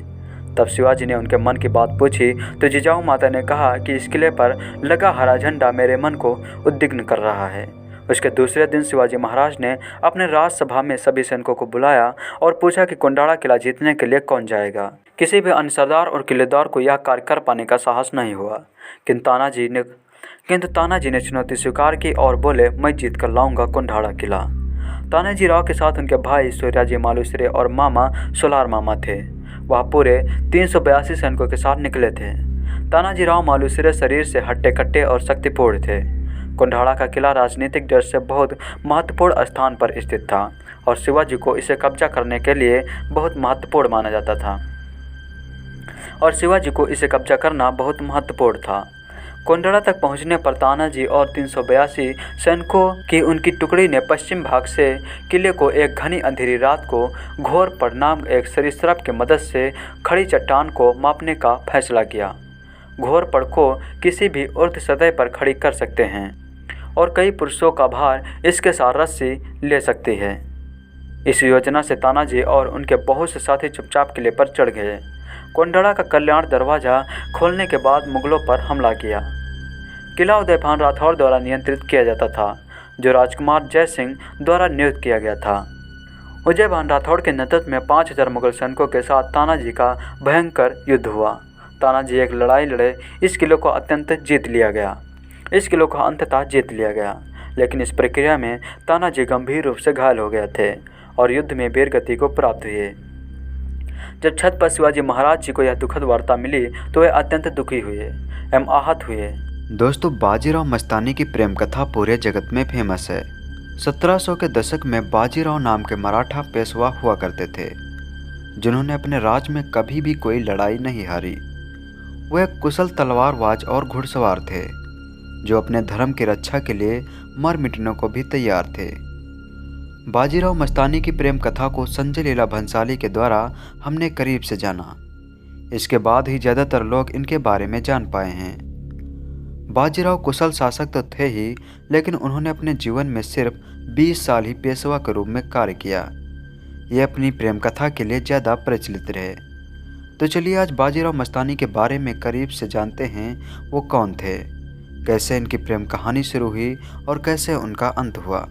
बाजीराव चौथे मराठा सम्राट छत्रपति शाहू राज भोसले के पेशवा यानी प्रधानमंत्री थे। 1720 से अपनी मृत्यु तक उन्होंने एक कार्यभार संभाला हुआ था। ये बाजीराव बल्लाढ़ नाम से भी जाने जाते हैं। बाजीराव ने मराठा साम्राज्य को पूरे देश में फैलाना चाहा। उत्तर में बहुत हद तक सफल भी रहे। अपने 20 साल के कार्यकाल में बाजीराव ने 44 युद्ध किए, जिनमें से एक भी ये युद्ध नहीं हारे। ये अपने आप में किसी रिकॉर्ड से कम नहीं है। बाजीराव की तारीफ ब्रिटिश अफसर भी किया करते थे। उनके अनुसार बाजीराव एक कुशल सेनापति व महान घुड़सवार था। बाजीराव का जन्म ब्राह्मण भात परिवार में हुआ था। इनके पिता बालाजी विश्वनाथ छत्रपति शाहू के पहले पेशवा थे। बाजीराव के एक छोटे भाई चिमाजी अप्पा थे। ब्राह्मण परिवार से होने के कारण बाजीराव हमेशा से हिंदू धर्म को बहुत तवज्जो देते थे। बाजीराव अपने पिता के बहुत करीब थे। उन्हीं से इन्होंने सारी शिक्षा ग्रहण की थी। 1720 में बाजीराव के पिता की मौत के बाद शाहू जी ने 20 साल के बाजीराव को मराठा का पेशवा बना दिया था। जब बाजीराव पेशवा बने तब छत्रपति शाहू नाम मात्र के शासक थे। वह ज़्यादातर अपने महल सातारा में ही रहा करते थे। मराठा साम्राज्य चलता तो छत्रपति शाहू जी के नाम पर था, लेकिन इसे चलाने वाले ताकतवर हाथ पेशवा के ही होते थे। बाजीराव एक बहुत अच्छे योद्धा होने के साथ साथ अच्छे सेनापति भी थे। मराठों के पास एक विशाल सेना थी, जिसे अपनी सूझबूझ से बाजीराव चलाते थे। यही वजह है थोड़े ही समय में उनका नाम पूरे देश में फैल गया। भारत के उत्तर में उन्होंने जल्द ही मराठा का झंडा लहरा दिया। उनका सपना पूरे भारतवर्ष को हिंदू राष्ट्र बनाने का था।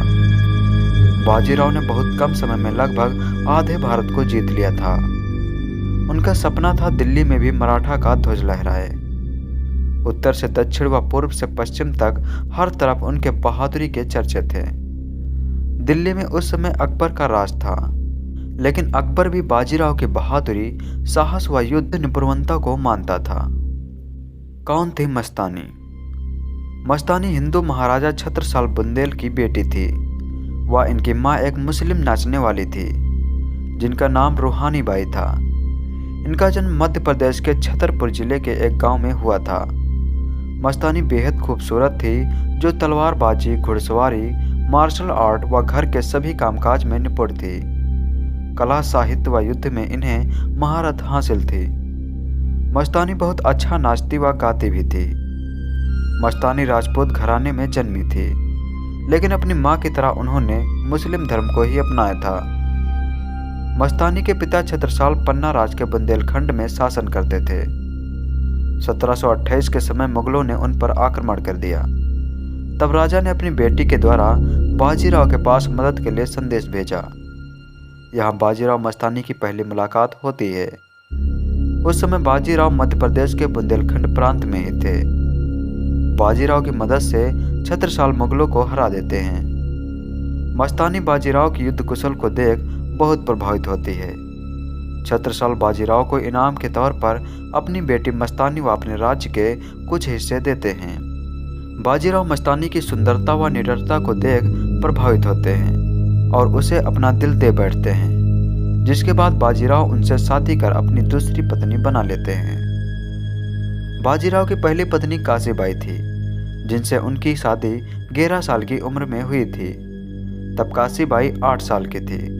काशीबाई व बाजीराव बचपन से ही साथ रहे और वे अच्छे मित्र भी थे। उनका एक बेटा नाना साहब था।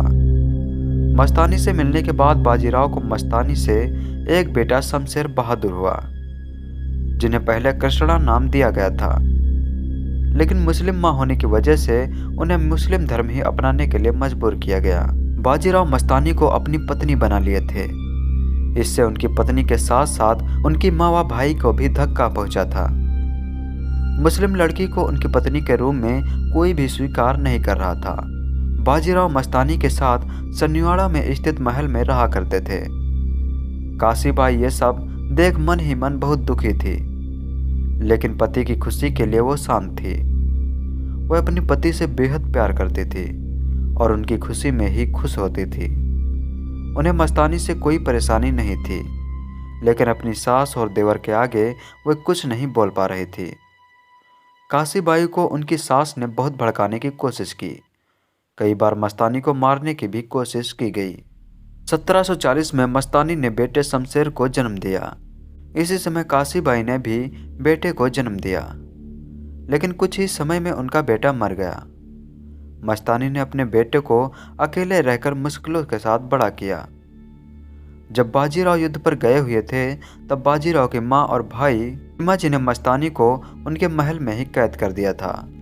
में उनके साथ बाजीराव के बेटे नाना साहब भी थे। जब बाजीराव युद्ध से लौटे तो ये देख उन्होंने तुरंत मस्तानी के लिए अलग से महल बनाने की घोषणा की और पुणे में मस्तानी महल बनवाया।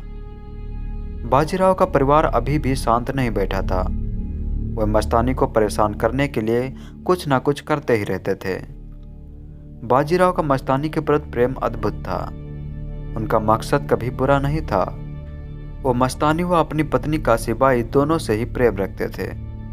मस्तानी भी बाजीराव से प्रेम करती थी और पूरे समाज के सामने अपने प्यार के लिए खड़ी हो जाती थी। काशीबाई अपने पति के लिए अपना सुहाग त्यागने तक को निछावर हो जाती हैं। 1740 में बाजीराव किसी राजनीतिक काम से खरगोन इंदौर के पास गए थे। वहाँ उन्हें अचानक तेज बुखार आया। वह उस समय मस्तानी को अत्यधिक याद कर रहे थे और पुकार रहे थे। उस समय उनके साथ काशीबाई, उनकी माँ व नाना साहब भी थे, लेकिन तापघात के चलते उनकी मौत हो जाती है। बाजीराव का अंतिम संस्कार रावड़खेड़ा के पास नर्मदा नदी के पास ही हुआ था। मस्तानी की मौत को लेकर अभी भी रहस्य बना हुआ है। कुछ लोगों का मानना है कि बाजीराव की मौत की खबर सुनते ही झटके से उनकी मौत हो गई थी, जबकि कुछ लोग मानते हैं कि उन्होंने यह खबर सुनने के बाद आत्महत्या कर ली थी। दोनों की मौत के बाद काशीबाई मस्तानी के 6 साल के बेटे शमशेर को अपने साथ रखती हैं और उसे अपना बेटा समझकर बड़ा करती हैं। पेशवा बाजीराव का जन्म 18 अगस्त 1700 को एक भट्ट परिवार में पिताजी बालाजी विश्वनाथ और माता राधाबाई के घर में हुआ था। उनके पिताजी छत्रपति साहू के प्रथम पेशवा थे। बाजीराव का एक छोटा भाई भी था, चिमाजी अप्पा। बाजीराव अपने पिता के साथ हमेशा सैन्य अभियानों में जाया करते थे। पेशवा बाजीराव की पहली पत्नी का नाम काशीबाई था, जिनके 3 पुत्र थे। बालाजी बाजीराव, रघुनाथ राव, जिनकी बचपन में ही मृत्यु हो गई थी। पेशवा बाजीराव की दूसरी पत्नी का नाम था मस्तानी, जो छत्रसाल के राजा की बेटी थी। बाजीराव उनसे बहुत अत्यधिक प्रेम करते थे और उनके लिए पुणे के पास एक महल भी बाजीराव ने बनवाया था, जिसका नाम उन्होंने मस्तानी महल रखा था। सन 1734 में बाजीराव और मस्तानी का एक पुत्र हुआ, जिनका नाम कृष्णराव रखा गया था। पेशवा बाजीराव, जिन्हें बाजीराव प्रथम भी कहा जाता है, मराठा साम्राज्य के एक महान पेशवा थे। पेशवा का अर्थ होता है प्रधानमंत्री। वह मराठा छत्र पर राजा साहू के 4थे प्रधानमंत्री थे। बाजीराव ने अपना प्रधानमंत्री का पद सन 1720 से अपनी मृत्यु तक संभाला। उनको बाजीराव भल्लाड़ भट्ट और थोरल बाजीराव के नाम से भी जाना जाता है। इतिहास के अनुसार बाजीराव घुड़सवारी करते हुए लड़ने में सबसे माहिर थे और यह भी माना जाता है कि उनसे अच्छा घुड़सवार सैनिक भारत में आज तक देखा नहीं गया। उनके 4 घोड़े थे, नीला, गंगा, सरंगा और आलोक। उनकी देखभाल वे स्वयं करते थे। बाजीराव 6 फुट ऊंचे थे। उनके हाथ भी लंबे थे। बलिष्ठ, तेजस्वी, कांतिवान, तंगई रंग की त्वचा उनके व्यक्तित्व में 4 चांद लगाती थी। न्यायप्रिय बाजीराव को सफेद या हल्के रंग के वस्त्र पसंद थे। पूरी सेना को वे सख्त अनुशासन में रखते थे। अपने भाषण से वे सेना को जोश से भर देते थे। सन 1720 में उनके पिता विश्वनाथ की मृत्यु हो गई। उसके बाद बाजीराव को 20 साल की उम्र में पेशवा के पद पर नियोजित किया गया। बाजीराव के पेशवा पद पर आते ही छत्रपति साहू नाम मात्र के ही शासक बन गए और खासकर सातारा स्थित उनके आवास तक ही सीमित रह गए।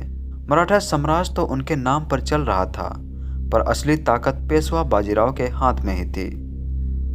महाराणा प्रताप और शिवाजी के बाद बाजीराव पेशवा का ही नाम आता है, जिन्होंने मुगलों से लंबे समय तक लोहा लिया। बाजीराव बल्लाळ भट्ट एक महान योद्धा थे। निजाम मोहम्मद बंगश से लेकर मुगलों और पुर्तगालियों तक को कई बार किसक्त देने वाले बाजीराव के समय में महाराष्ट्र, गुजरात, मालवा, बुंदेलखंड सहित 70 से 80% भारत पर उनका कब्जा था। इतिहास में ऐसे कई वीर हुए हैं जिन्होंने मुगलों को दिल्ली तक ही समेट दिया था। उनमें से एक थे बाजीराव। हालांकि आरोप है कि भारत के ऐसे वीरों को आज़ादी के बाद के शिक्षा मंत्रियों और वामपंथी इतिहासकारों ने बड़ी चालाकी से भारत से हटाकर मुगल इतिहास को महिमा मंडित किया। बाजीराव ने शिवाजी के नाते साहू जी महाराज को गद्दी पर बैठाकर बिना उसे चुनौती दिए पूरे देश में उसकी ताकत का लोहा मनवाया था। देश में पहली बार हिंदू पद पातशाही का सिद्धांत भी बाजीराव प्रथम ने दिया था। हालांकि जनता किसी भी धर्म को मानती हो, उनके साथ वे न्याय करते थे। उनकी अपनी फौज में कई अहम पदों पर मुस्लिम सिपाही सलाहकार थे, जो युद्ध से पहले हर हर महादेव का नारा भी लगाना नहीं भूलते थे।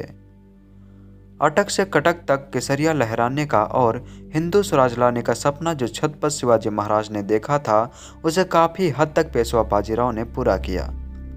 होलकर, सिंधिया, पवार, शिंदे, गायकवाड़ जैसी ताकतें जो बाद में अस्तित्व में आई, वह सब पेशवा बाजीराव बल्लाळ भट्ट की ही देन थी। ग्वालियर, इंदौर, पूना और बड़ौदा जैसी ताकतवर रियासतें बाजीराव के चलते ही अस्तित्व में आई थी। बुंदेलखंड की रियासत बाजीराव के दम पर जिंदा थी। छत्रसाल की मौत के बाद उनका तिहाई हिस्सा भी बाजीराव को मिला था। हिंदुस्तान के इतिहास में बाजीराव एक ऐसा अकेला योद्धा था जिसने 41 लड़ाइयाँ लड़ी और एक भी लड़ाई नहीं हारी। वर्ल्ड वार सेकंड में ब्रिटिश आर्मी के कमांडर रहे मशहूर सेनापति जनरल मॉन्टगोमरी ने भी अपनी किताब हिस्ट्री ऑफ द वॉरफेयर में बाजीराव की बिजली की गति से तेज आक्रमण शैली की जमकर तारीफ की है और लिखा है कि बाजीराव कभी हारा नहीं। आज वो किताब ब्रिटेन में डिफेंस स्टडीज के कोर्स में पढ़ाई जाती है। बाद में यही आक्रमण शैली सेकंड वर्ल्ड वार में अपनाई गई, जिसे ब्लिट्ज क्रीज बोला गया। अमेरिकी सेना ने उनकी पालखेड़ की लड़ाई का एक मॉडल ही बनाकर रखा है, जिस पर सैनिकों को युद्ध तकनीक का प्रशिक्षण दिया जाता है। बाजीराव का युद्ध रिकॉर्ड छत्रपति शिवाजी महाराज और महाराणा प्रताप से भी अच्छा माना जाता है। नर्मदा पार सेना ले जाने वाला और 400 वर्ष की यवनी सत्ता को दिल्ली में जाकर ललकारने वाला बाजीराव पहला मराठा था। पेशवा बाजीराव 4 जनवरी 1721 में निजाम उल मुल्क असफ जाह प्रथम से मिले और अपने विवादों को एक समझौते के तौर पर सुलझाया, पर तब भी निजाम नहीं माना और मराठों के अधिकार के खिलाफ डेक्कन से कर वसूलने लगा। सन 1722 में निजाम को मुगल शासक का वजीर बना दिया गया, परंतु सन 1723 में सम्राट मोहम्मद शाह ने निजाम को डेक्कन से अवध भेज दिया। निजाम ने वजीर का पद छोड़ दिया और वो दोबारा डेक्कन चला गया। सन 1725 में निजाम ने मराठा कर अधिकारियों को खदेड़ने का प्रयास किया और वह इस प्रयास में सफल हुआ।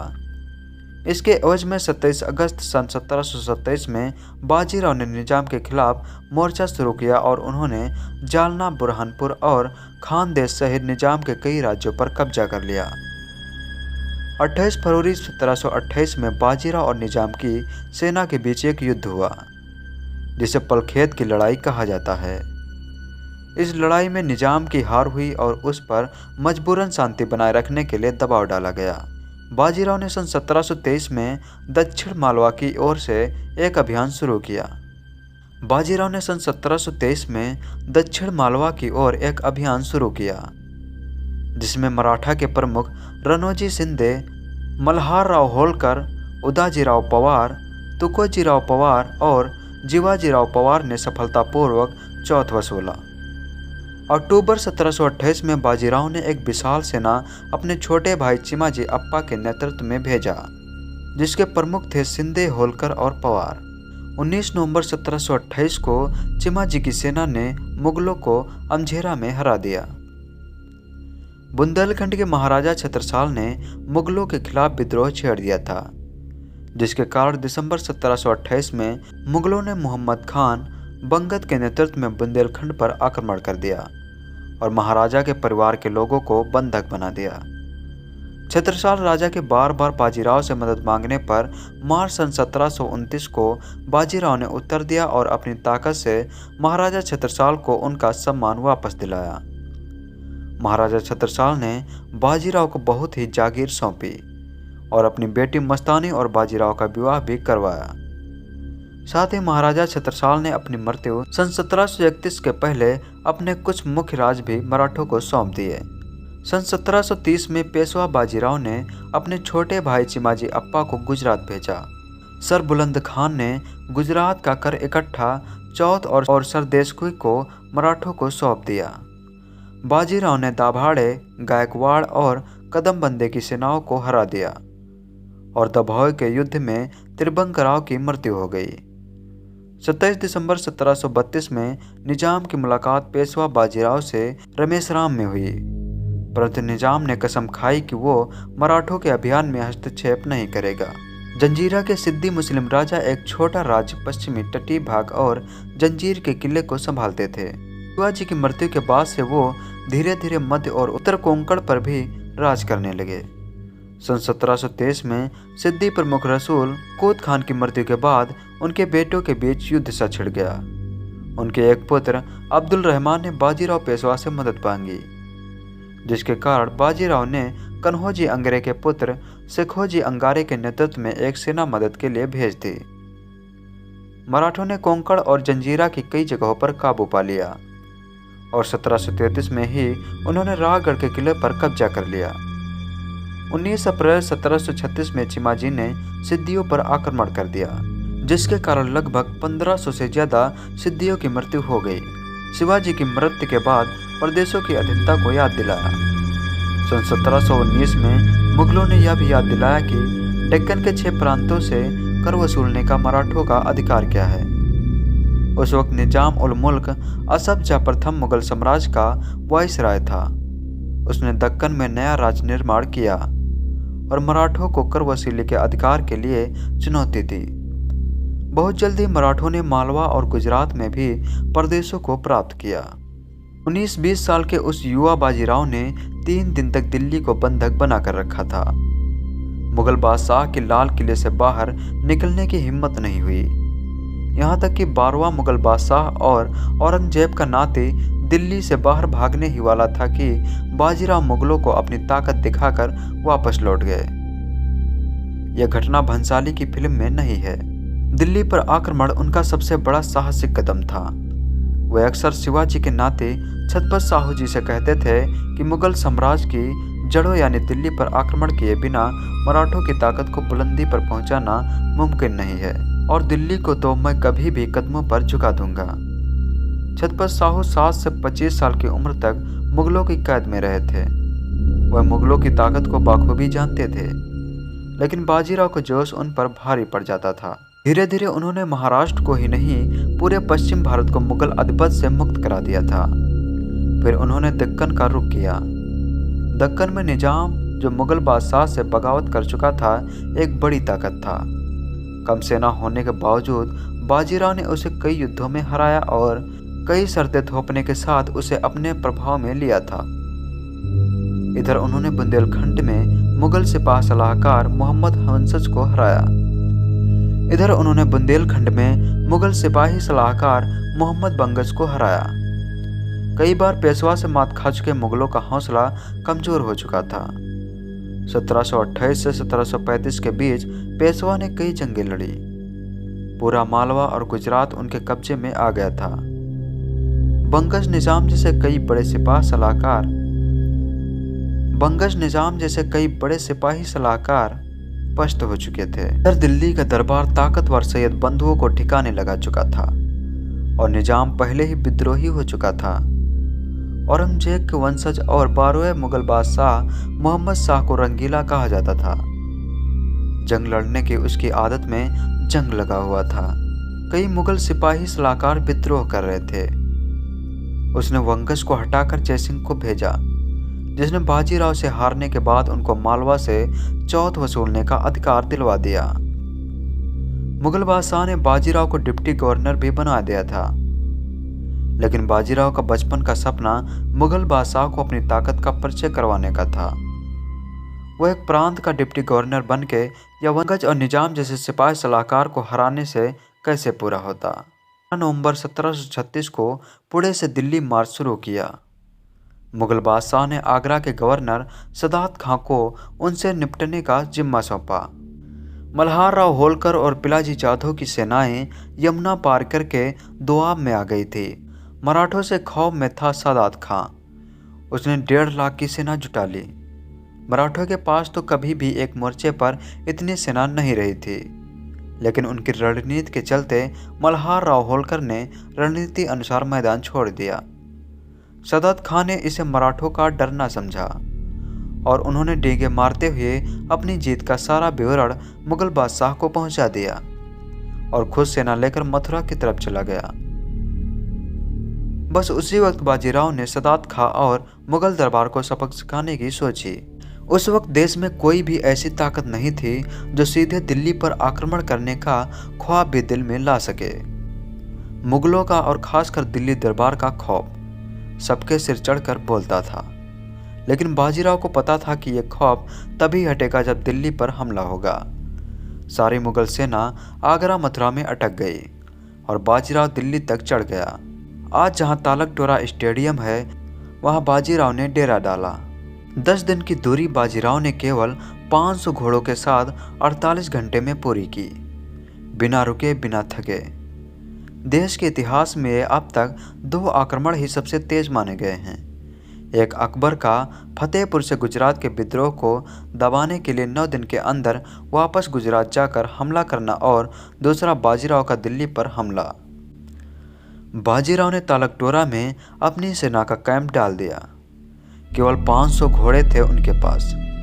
मुगल बादशाह मोहम्मद शाह रंगीला बाजीराव को लाल किले के इतना करीब देखकर घबरा गया। उसने खुद को लाल किले के अंदर सुरक्षित इलाके में कैद कर लिया और मीर हसन कोका की अगुवाई में 8 से 10 हज़ार सैनिकों की टोली बाजीराव से निपटने के लिए भेजी। बाजीराव के 500 लड़कों ने उन सेना को बुरी तरह शिकस्त कर दिया। यह 28 मार्च 1737 का दिन था। मराठा ताकत के लिए सबसे बड़ा दिन था। कितना आसान था बाजीराव के लिए लाल किले में घुसकर दिल्ली पर कब्जा कर लेना, लेकिन बाजीराव की जान तो पुणे में बसती थी, महाराष्ट्र में बसती थी। वो 3 दिन तक वही रुका। एक बार तो मुगल बादशाह ने योजना बना ली थी कि लाल किले को गुप्त रास्ते से भागकर अवध चला जाए, लेकिन बाजीराव बस मुगलों को अपनी ताकत का एहसास दिलाना चाहता था। वो 3 दिन तक वही डेरादारी रहा। पूरी दिल्ली एक तरह से मराठों के रहमो करम पर थी। उनके बाद बाजीराव वापस लौट गया। अपनी इज्जत गंवा चुके मुगल बादशाह रंगीला ने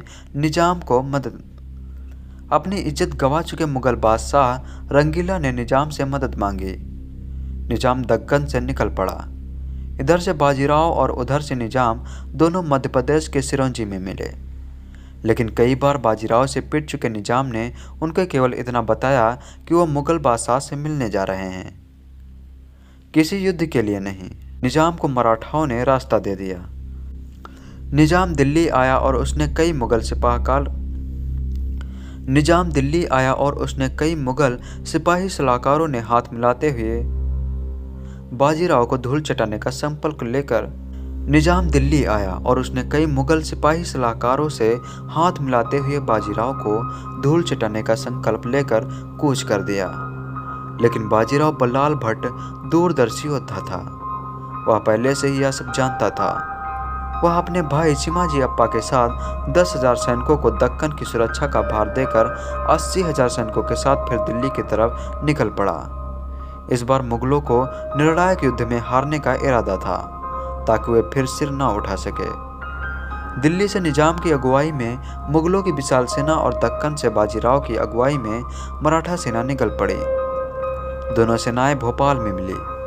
24 दिसंबर 1737 के दिन मराठा सेना ने मुगलों को जबरदस्त तरीके से हराया। निजाम ने अपनी जान बचाने के लिए बाजीराव से संधि कर ली। इस बार 7 जनवरी 1738 को यह संधि दोहरा में हुई। मालवा मराठों को सौंप दिया गया और मुगलों ने 50 लाख रुपए बतौर हर्जाना बाजीराव को सौंपे। चूंकि निजाम हर बार संधि तोड़ता था, सो बाजीराव ने इस बार निजाम को मजबूर किया कि वो कुरान की कसम खाकर संधि की शर्तें दोहराए। यह मुगलों की अब तक की सबसे बड़ी हार थी और मराठों की सबसे बड़ी जीत। पेशवा बाजीराव भल्लाड़ भट्ट यही नहीं रुका। अगला अभियान उसका पुर्तगालियों के खिलाफ था। कई युद्धों में उन्हें हराकर उनको अपनी सत्ता मानने पर उसने मजबूर किया। पुर्तगालियों ने कई पश्चिमी तटों पर कब्जा कर लिया था। सालसेट द्वीप पर उन्होंने अवैध तरीके से एक फैक्ट्री बना दी थी और वह हिंदुओं में जातिवाद बढ़ाकर धर्मांतरण का कार्य कर रहे थे। वसई युद्ध के बाद मार्च 1737 में पेशवा बाजीराव ने अपनी एक सेना चिमाजी के नेतृत्व में भेजी और थाना किला और बेसिन पर कब्जा कर लिया। कहा जाता है कि बाजीराव पेशवा की मृत्यु 28 अप्रैल 1740 को 39 वर्ष की आयु में दिल का दौरा पड़ने से हुई थी। उस समय वे इंदौर के पास खरगोन शहर में रुके थे। कुछ इतिहासकार कहते हैं कि बाजीराव का निधन मालवा में ही नर्मदा किनारे रवेर खेड़ी में लू लगने के कारण हुई थी। अगर बाजीराव पेशवा कम उम्र में न चल बसता तो न अहमद शाह अब्दाली या नादिर शाह हावी हो पाते और न ही अंग्रेज और पुर्तगालियों जैसी पश्चिमी ताकतें होती। बाजीराव का केवल 40 साल की उम्र में ही इस दुनिया से चले जाना मराठों के लिए नहीं, देश की काफ़ी पीढ़ियों के लिए भी दर्दनाक भविष्य लेकर आया। अगले 200 साल गुलामी की जंजीरों में जकड़ा रहा भारत और कोई भी ऐसा युद्ध नहीं हुआ जो पूरे देश को एक सूत्र में बांध पाता। वाराणसी में उनके नाम का एक घाट है जो खुद बाजीराव ने 1735 में बनवाया था। दिल्ली के बिरला मंदिर में उनकी एक मूर्ति है। कच्छ में उनका बनाया आईना महल, पूना में मस्तानी महल और शनिवार वाड़ा है। पूना शहर को कस्बे से महानगर में तब्दील करने वाले बाजीराव बल्लाड़ भट्ट थे और सतारा से लाकर कई अमीर परिवार वहां बसाए गए थे। श्रीमंत चिमाजी अप्पा बल्लाड़ भट्ट बाजीराव पेशवा के छोटे भाई थे। जब पश्चिम तट पर पुर्तगालियों ने अधिकार जमा लिया था तब चिमाजी अप्पा के नेतृत्व में ही यह क्षेत्र मुक्त हुआ था। इसके जीवन का सबसे बड़ा युद्ध वसई में लड़ा गया और इस युद्ध में इनकी जीत हुई। प्रथम पेशवा बालाजी विश्वनाथ के पुत्र होने के साथ साथ भारत के महान सम्राटों में से एक बाजीराव पेशवा के छोटे भाई चिमाजी अप्पा को बचपन से ही युद्ध की कलाएं सीखने का मौका मिला। इतना ही नहीं, यह अपने बड़े भाई बाजीराव पेशवा प्रथम के छोटे से लेकर बड़े कार्यों में मदद करते थे। जहां पर बाजीराव नहीं पहुंच सकते थे वहां पर सेना के एक टुकड़ी का नेतृत्वकर्ता बनाकर चिमाजी अप्पा को भेजा जाता था। मराठी साम्राज्य के साथ साथ हिंदुत्व की रक्षा और भारतवर्ष की सुरक्षा हेतु यह सदैव तत्पर रहते थे और हर युद्ध में अनुकूल प्रदर्शन करते थे। बाजीराव इनसे काफ़ी प्रसन्न और प्रभावित भी थे। सन 1733 ईस्वी के शंकर भुआ सिंधे के साथ मिलकर चिमाजी अप्पा ने पुर्तगालियों से बेलापुर के किले को छीन लिया। सरदार जनको जीराव सिंधे जो कि राणो जीराव सिंधे के वास्तविक दादा और दत्त जीराव सिंधे के वास्तविक छोटे भाई थे के साथ मिलकर हमला किया। साथ में प्रतिज्ञा ली कि पुर्तगालियों को सफलतापूर्वक हटा दिया तो वे पास के ही एक अमृतेश्वर मंदिर में बेल के पत्तों की एक माला रखेंगे और जीत के बाद किले का नाम बदलकर बेलापुर किला रख दिया जाएगा और ऐसा ही हुआ। सन 1736 ईस्वी में चिमाजी अप्पा ने सिंधियों को पराजित किया। उस समय की बात है जब पुर्तगालियों के बाद धीरे धीरे भारत में अंग्रेज, डच और फ्रांस के लोग समुद्र मार्ग के रास्ते से भारत में अपना प्रभुत्व जमाने के लिए आने लगे थे। गुजरात के समुद्री तट पर पुर्तगालियों की विशाल सेना डेरा डाले हुए थे जिन्हें पराजित करना मुश्किल था क्योंकि सैनिक अधिक संख्या में थे। वसई किले पर भी पुर्तगालियों का अधिकार था जिनसे उनकी शक्ति कई गुना बढ़ गई। चिमाजी अप्पा मजबूत पुर्तगालियों के खिलाफ लोहा लेने के लिए अपनी छोटी सी सेना के साथ आगे बढ़ गए और उन पर धावा बोल दिया। पुर्तगालियों के खिलाफ लड़ाई के भीषण युग में मराठों की जीत हुई। 28 मार्च 1737 को रावळोजीराव शिंदे और सरकुंबा शिंदे के नेतृत्व में मराठा सेनाओं ने अर्नाला के राजनीतिक द्वीप किले पर कब्जा कर लिया। 1737 ईस्वी में ठाणे और सालसेट द्वीप को मुक्त करा दिया गया। नवंबर 1738 में चिमाजी अप्पा ने दहानू के किले पर कब्जा कर लिया। सन 1739 ईस्वी की बात है। बाजीराव पेशवा ने चिमाजी अप्पा को बेसिन से भी पुर्तगालियों को हटाने का आदेश दिया। सब काम शांति से निपट जाए, इसके लिए चिमाजी अप्पा ने पुर्तगालियों को पत्र लिखकर संदेश दिया कि बेसिन क्षेत्र को जितना जल्दी हो सके खाली किया जाए। लेकिन पुर्तगालियों की तरफ से किसी भी पत्र का ठीक से जवाब नहीं दिया गया। ऐसे में चिमाजी अप्पा के पास युद्ध ही एकमात्र विकल्प था, जो कि आसान नहीं था। चिमाजी अप्पा के पास अब मराठा सरदारों को एकत्रित करने की बड़ी जिम्मेदारी भी आ गई, ताकि पुर्तगालियों से युद्ध के मैदान में लोहा लिया जा सके। कान्होजी अंग्रे के पुत्र से चिमाजी अप्पा ने संपर्क किया और कई मराठा सरदारों को एकजुट किया और बेसिन के किले पर डेरा डाल दिया, जिसके चलते सन 1739 ईस्वी में ही पुर्तगालियों को आत्मसमर्पण करना पड़ा। पुर्तगालियों ने बेसिन को मराठों के हवाले कर दिया। पुर्तगाली न सिर्फ भारत में अपने व्यापार को बढ़ा रहे थे, बल्कि धर्म परिवर्तन पर भी विशेष जोर दे रहे थे। 20 जनवरी 1739 को माहिमा को भी अपने कब्जे में ले लिया। फरवरी 1739 चिमाजी अप्पा ने बेचैन किले पर आक्रमण किया। वर्सोवा और धारावी किले पर कब्जा किया। बेसिन के किलों को चारों ओर से घेर लिया गया। साथ ही किले के समीप चारों तरफ विस्फोटक सामग्री लगा दी गई। विस्फोट की वजह से किले की दीवारों में दरारें पड़ गई। जैसे ही रणजीराव शिंदे और उनके चचेरे दादाजी नानाजी राव के पुत्र श्री चंगोजी राव ने किले में प्रवेश लिया, पुर्तगालियों ने आधुनिक हथियारों के साथ उन पर हमला कर दिया। सेंट सेबेस्टियन का टावर एक विस्फोट में ढह गया और पुर्तगाली का मनोबल गिर गया। सभी प्रतिरोध तुरंत बंद हो गए। 16 मई को पुर्तगाली सेना ने आत्मसमर्पण कर दिया। पुर्तगाली कप्तान केतनो डी सूजा परेरा ने समर्पण कर हस्ताक्षर किए, क्योंकि सेना के अधिकांश अधिकारी पहले ही मर चुके थे। इसके बाद तेजी से चंगोजीराव शिंदे करगेवो महिमा के किले के कब्जे के बाद 1739 को दीप और करंजा के किले को रावलोजी शिंदे की सेना में पुर्तगाली हार गए। पुर्तगाली स्त्रोतों से पता चलता है कि 1737 से 1740 ईस्वी के दौरान चिमाजी अप्पा के साथ पूरे युद्ध के दौरान उत्तरी प्रांत की राजधानी के अलावा उन्होंने आगे 8 शहरों, 4 मुख्य बंदरगाहों, 20 किले, 2 गढ़ पहाड़ियों और 340 गांवों को खो दिया। यह नुकसान लगभग पूरे उत्तरी प्रांतों को हुआ। हिंदुत्व की रक्षा के लिए और पुर्तगालियों के बढ़ते प्रभाव को कम करने के लिए मराठों ने अपनी पूरी शक्ति लगा दी। बाजीराव पेशवा की खिलाफत। एक समय था जब चिमाजी अप्पा बाजीराव के मुख्य रणनीतिकार माने जाते थे। जब बाजीराव पेशवा ने बुंदेलखंड के राजा छत्रसाल की सहायता की और उन्हें मुगलों के खिलाफ जीत दिलाई। इससे प्रसन्न होकर राजा छत्रसाल ने अपनी पुत्री मस्तानी की शादी बाजीराव पेशवा के साथ कर दी। लेकिन क्योंकि उनकी माता मुस्लिम थी और वह भी मुस्लिम धर्म को मानती थी, इसलिए बाजीराव पेशवा के छोटे भाई चिमाजी अप्पा और उनकी माता राधाबाई इनके खिलाफ हो गए। पेशवा के वंशज पुणे में रहते हैं। यह जानकारी इतिहास में रुचि रखने वाले गिने चुने लोगों को ही है। आमतौर पर कोई इन्हें नहीं पहचानता। महेंद्र पेशवा कहते हैं कि ट्रैफिक हवलदार भी अगर पेशवा का लाइसेंस देखता है और उस पर पेशवा नाम देखता है, तब भी उसे कोई अचरज नहीं होता, क्योंकि पेशवा का वंशज हमारे सामने है। यह एहसास ही उसे नहीं होता। पेशवा घराने के 2 परिवार पुणे में हैं। एक है डॉक्टर विनायक राव पेशवा, उनकी पत्नी जय मंगले राजे, बहू आरती और उनकी बेटियां। यह पेशवा घराने की 10वीं पीढ़ी है।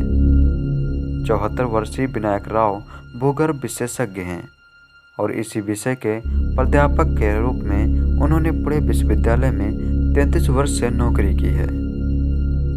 दूसरा परिवार विनायक राव के बड़े भाई कृष्ण राव का है, जो हाल ही में गुजर गए थे। महेंद्र उन्हीं के बेटे हैं। कृष्ण राव की पत्नी उषा राजे, बेटा महेंद्र, बहू सुचेता और उनकी बेटी यहाँ रहते हैं। महेंद्र का अपना फैब्रिकेशन व्यवसाय है। ये सारे सदस्य पेशवा खानदान के अमृतराव पेशवा के वंशज हैं। पुणे में जो पेशवा रहते हैं उनके पास खानदानी जायदाद या संपत्ति नहीं है। अंग्रेजों ने पेशवाओं की कई संपत्तियां अपने कब्जे में ले ली थी। अमृतराव सन 1800 के आसपास वाराणसी चले गए थे। कई पीढ़ियों तक ये लोग वहीं रहे। लेकिन 3 पीढ़ी पहले पेशवा पुणे में आ गए। आज उनके पास अपना कहने के लिए केवल 2 बातें हैं, एक तो पेशवा उपनाम और दूसरा मंदिर। ये मंदिर भी पुणे में नहीं है। वाराणसी के गणेश घाट पर स्थित गणपत का मंदिर तथा वही के राजघाट पर अन्य क्षेत्र पेशवाओं को विरासत के रूप में मिले थे। इनमें से अतरछन अब नहीं है। गणपत घाट के मंदिर का सारा इंतजाम आज भी पेशवा खानदान के पास है। दोनों पेशवा परिवारों ने मिलकर इसके लिए ट्रस्ट की स्थापना की है। इसके माध्यम से मंदिर का प्रबंध किया जाता है, जो कि इस मंदिर का प्रबंध ट्रस्ट करता है। इससे उन्हें कोई लाभ नहीं मिलता। विरासत के तौर पर कहने के लिए पेशवाओं के लिए यह एकमात्र वस्तु है। इस मंदिर में पेशवाओं की तरफ से हर वर्ष पारंपरिक रूप से गणेश उत्सव मनाया जाता है। यह उत्सव उत्तर भारतीय परंपरा के अनुसार होता है। पेशवा द्वारा स्थापित पार्वती मृत्युंजयेश्वर मंदिर जैसे कुछ मंदिर आज भी पुणे में खड़े हैं, जिनका प्रबंधन देवेश्वर संस्थान करता है। विनायक राव पेशवा इस संस्थान के विस्तृत मंडल में हैं, लेकिन उनकी अध्यक्षता पुणे के विभागीय आयुक्त करते हैं। इस तरह इन मंदिरों में उनकी उपस्थिति नाम मात्र है। ध्यान देने की बात है कि पेशवा बाजीराव के पुत्र पेशवा नाना साहब की मृत्यु पार्वती मंदिर में स्थित एक इमारत में हुई थी। पेशवा के तौर पर लोग इनसे कैसा बर्ताव करते हैं, इस पर डॉक्टर विनायक राव महेंद्र और पुरस्कार के पास काफ़ी किस्से हैं। वो बताते हैं खास तौर पर नई पीढ़ी को पेशवा क्या है यही पता नहीं है, जिन्हें पेशवा बाजीराव और उनकी वीरता की जानकारी होती है, जिनके अनुभव काफ़ी अलग होते हैं। ये लोग पेशवा परिवार के लिए अपना सम्मान जताते हैं, दिल से अपमान जताते हैं। पेशवा के वंशज के रूप में आज की पीढ़ी की ओर आदर से देखा जाता है। महेंद्र पेशवा का अपना व्यवसाय है। वह कहते हैं कि आज भी किसी नए व्यक्ति से पहचान होती है तो लोग पूछते हैं, आप तो पेशवा हैं, आपको उद्यम व्यवसाय की क्या ज़रूरत है। महाराष्ट्र के बाहर मध्य प्रदेश में पेशवा के लिए बहुत आदर और अपमान होने का उनका अनुभव है। महेंद्र के पिता केंद्र सरकार की नौकरी में थे, इसलिए उनकी पढ़ाई बिहार, झारखंड, उत्तर प्रदेश में हुई थी। महेंद्र कहते हैं, पुणे में पेशवाओं की जितनी जानकारी लोगों को है, उससे अधिक जानकारी या आदर उत्तर प्रदेश में है। पेशवाओं के लिए सम्मान की भावना वहाँ दिखती है। पानीपत युद्ध की स्मृति समारोह जैसे कार्यक्रमों में उन्हें बुलाया जाता है। वहाँ जो आदर सम्मान मिलता है उसे भुलाया नहीं जा सकता। हालांकि अन्य राजघरानों की तरह पेशवाओं को अपनी जायदाद संभालने की तकलीफ नहीं उठानी पड़ती। अपने पूर्वजों के बारे में पूछने पर वे कहते हैं, शनिवारवाड़ा हो या फिर पेशवाओं के पराक्रम का गवाह कोई और संस्थान, वहां जाते ही सीना गर्व से तन जाता है। इसी गर्व के कारण उन्होंने पेशवा बाजीराव जयंती, पुण्यतिथि जैसे कार्यक्रमों का आयोजन किया है। 10 वर्षों पूर्व मराठी राज्य स्मृति प्रतिष्ठान नामक संस्था की स्थापना की गई। यह संस्था पुणे में कई कार्यक्रमों का आयोजन करती है। उनके प्रयासों के चलते पेशवा बाजीराव पर डाक विभाग ने एक टिकट जारी किया था। उनके प्रयासों के चलते पेशवा बाजीराव पर डाक विभाग ने एक टिकट जारी किया था। अंग्रेजों ने जब सत्ता हथियाई थी, उस समय पेशवा दूसरे बाजीराव की सारी संपत्ति और हथियार जब्त कर अंग्रेजों ने जब सत्ता हथियाई थी, उस समय पेशवा दूसरे बाजीराव की सारी संपत्ति और हथियार जब्त करते हुए उन्हें उत्तर प्रदेश के बिठूर में भेज दिया था। वहां उन्हें सालाना 80,000 पाउंड की पेंशन दी जाती थी। उनकी मृत्यु के बाद अंग्रेज ने इन्हें बंद कर दिया, जिसके कारण बाजीराव के बेटे नाना साहब ने 1857 में विद्रोह कर दिया। इसके बाद अंग्रेजों ने उनकी संपत्ति को आंकते हुए उस पर ब्याज के रूप में पेंशन देना शुरू किया। आज पेशवाओं के दोनों परिवारों को हर माह लगभग 15 करोड़ रुपए पेंशन के तौर पर मिलते हैं। पेशवाओं के सारे हथियार और संपत्ति पहले 1818 में दूसरे बाजीराव के समय और बाद में नाना साहब के विद्रोह के बाद जब्त कर लिए गए थे। जो हथियार बचे थे वह पार्वती स्थित संग्रहालय में रखे गए हैं। भंसाली की फिल्म बाजीराव मस्तानी के विरोध में शनिवारवाड़ा पर प्रदर्शन में महंत तथा परिवार के अन्य सदस्य शामिल थे। वह कहते हैं, भंसाली की फिल्म में इतिहास को तोड़ा मरोड़ा गया है। 18वीं सदी के बाजीराव को नाचते हुए दिखाया गया है, जो उनके जैसे योद्धा को शोभा नहीं देता और इतिहास में जिनका कोई आधार नहीं है।